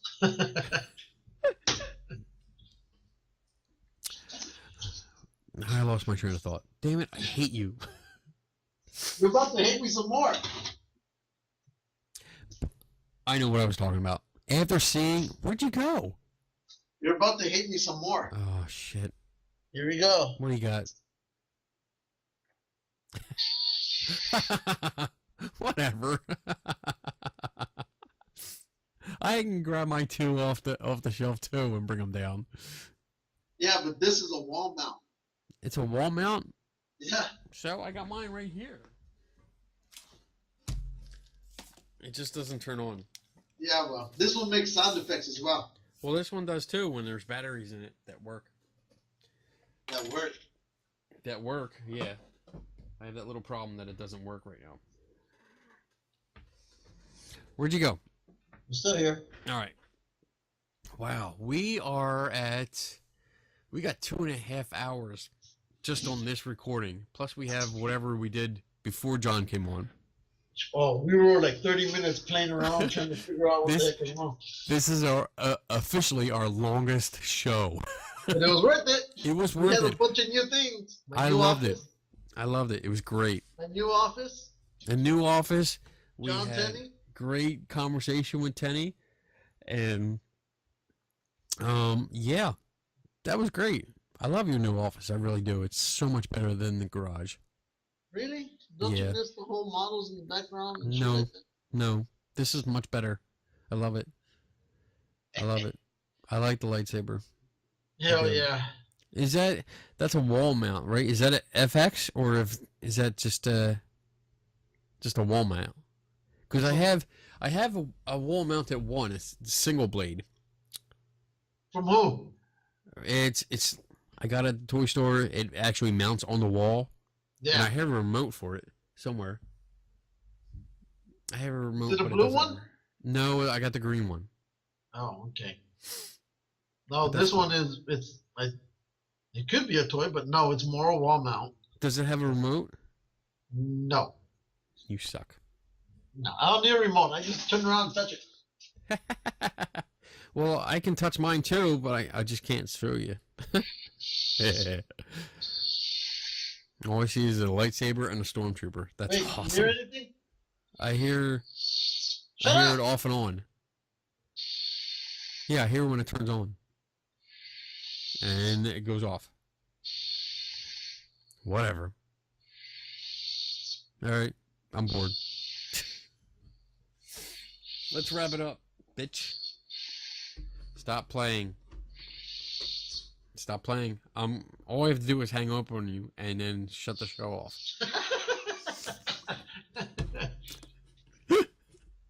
It's Friday night. I am feeling good. I am definitely intoxicated right now. Yeah, well, I'm gonna have a long day tomorrow. What are you doing tomorrow? Scouts. Oh. We got adult leader training, and here comes your favorite word. We're gonna teach the adults how to cook in a Dutch oven. Oh, and Lou knows all about the Dutch ovens. Yeah, we're doing blueberry cinnamon rolls, raviolis, and stuff like that. Now I'm hungry. So I won't be out of there. Let me see. I gotta be up at 5, Oh, and then which would be around 8 o'clock your time, and then I gotta be that's not at bad. the high school around 7, which is 10 o'clock your time, and then we should be done by 12:30, 3:30 your time, and then I should be home hopefully by 2. Ugh. That's the biggest pain in the ass with our show. Is the time difference. Yeah, So right now, what time is it there? we're 3 hours behind you. Yeah, it's almost 1 o'clock in the morning. We're here. So it's what, like 10 o'clock there?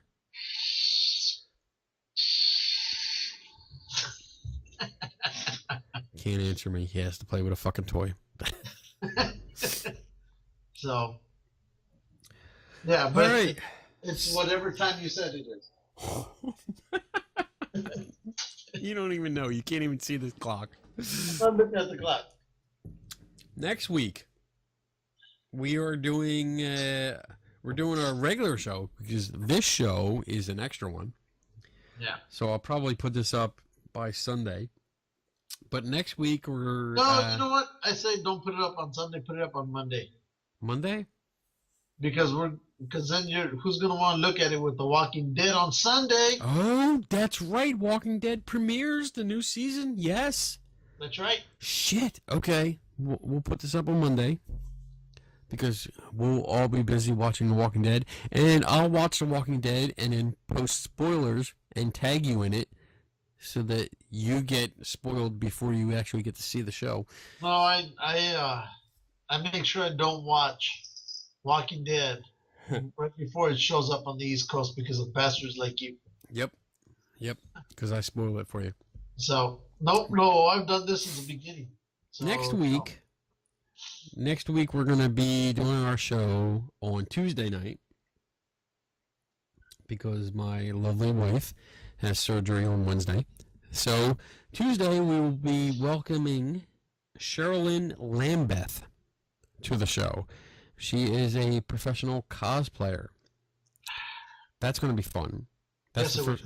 Yeah, I'm looking forward to that because I was looking over her website. She does she has a site dedicated to like all kinds of costumes and props, like movie and TV props that she does.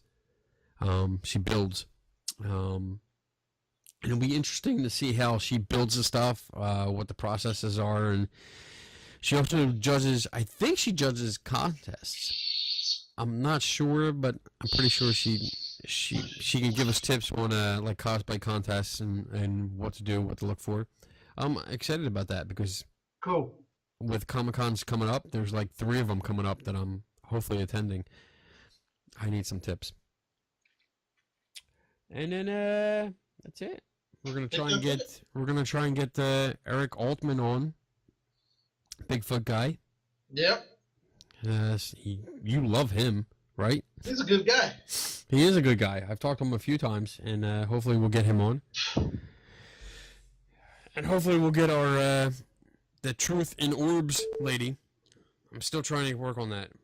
Uh-oh, John's calling me back. Uh-oh. Should we answer on the air? Yes, answer. Okay. John. What's up? Hey, what's up, man?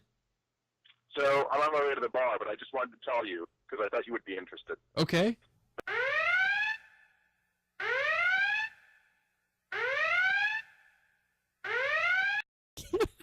Wait, tell him we'll edit it out. We'll edit it out. Okay. I didn't say anything. Bye. Bye, I'm out. No secrets were told. Bye. Okay, bye.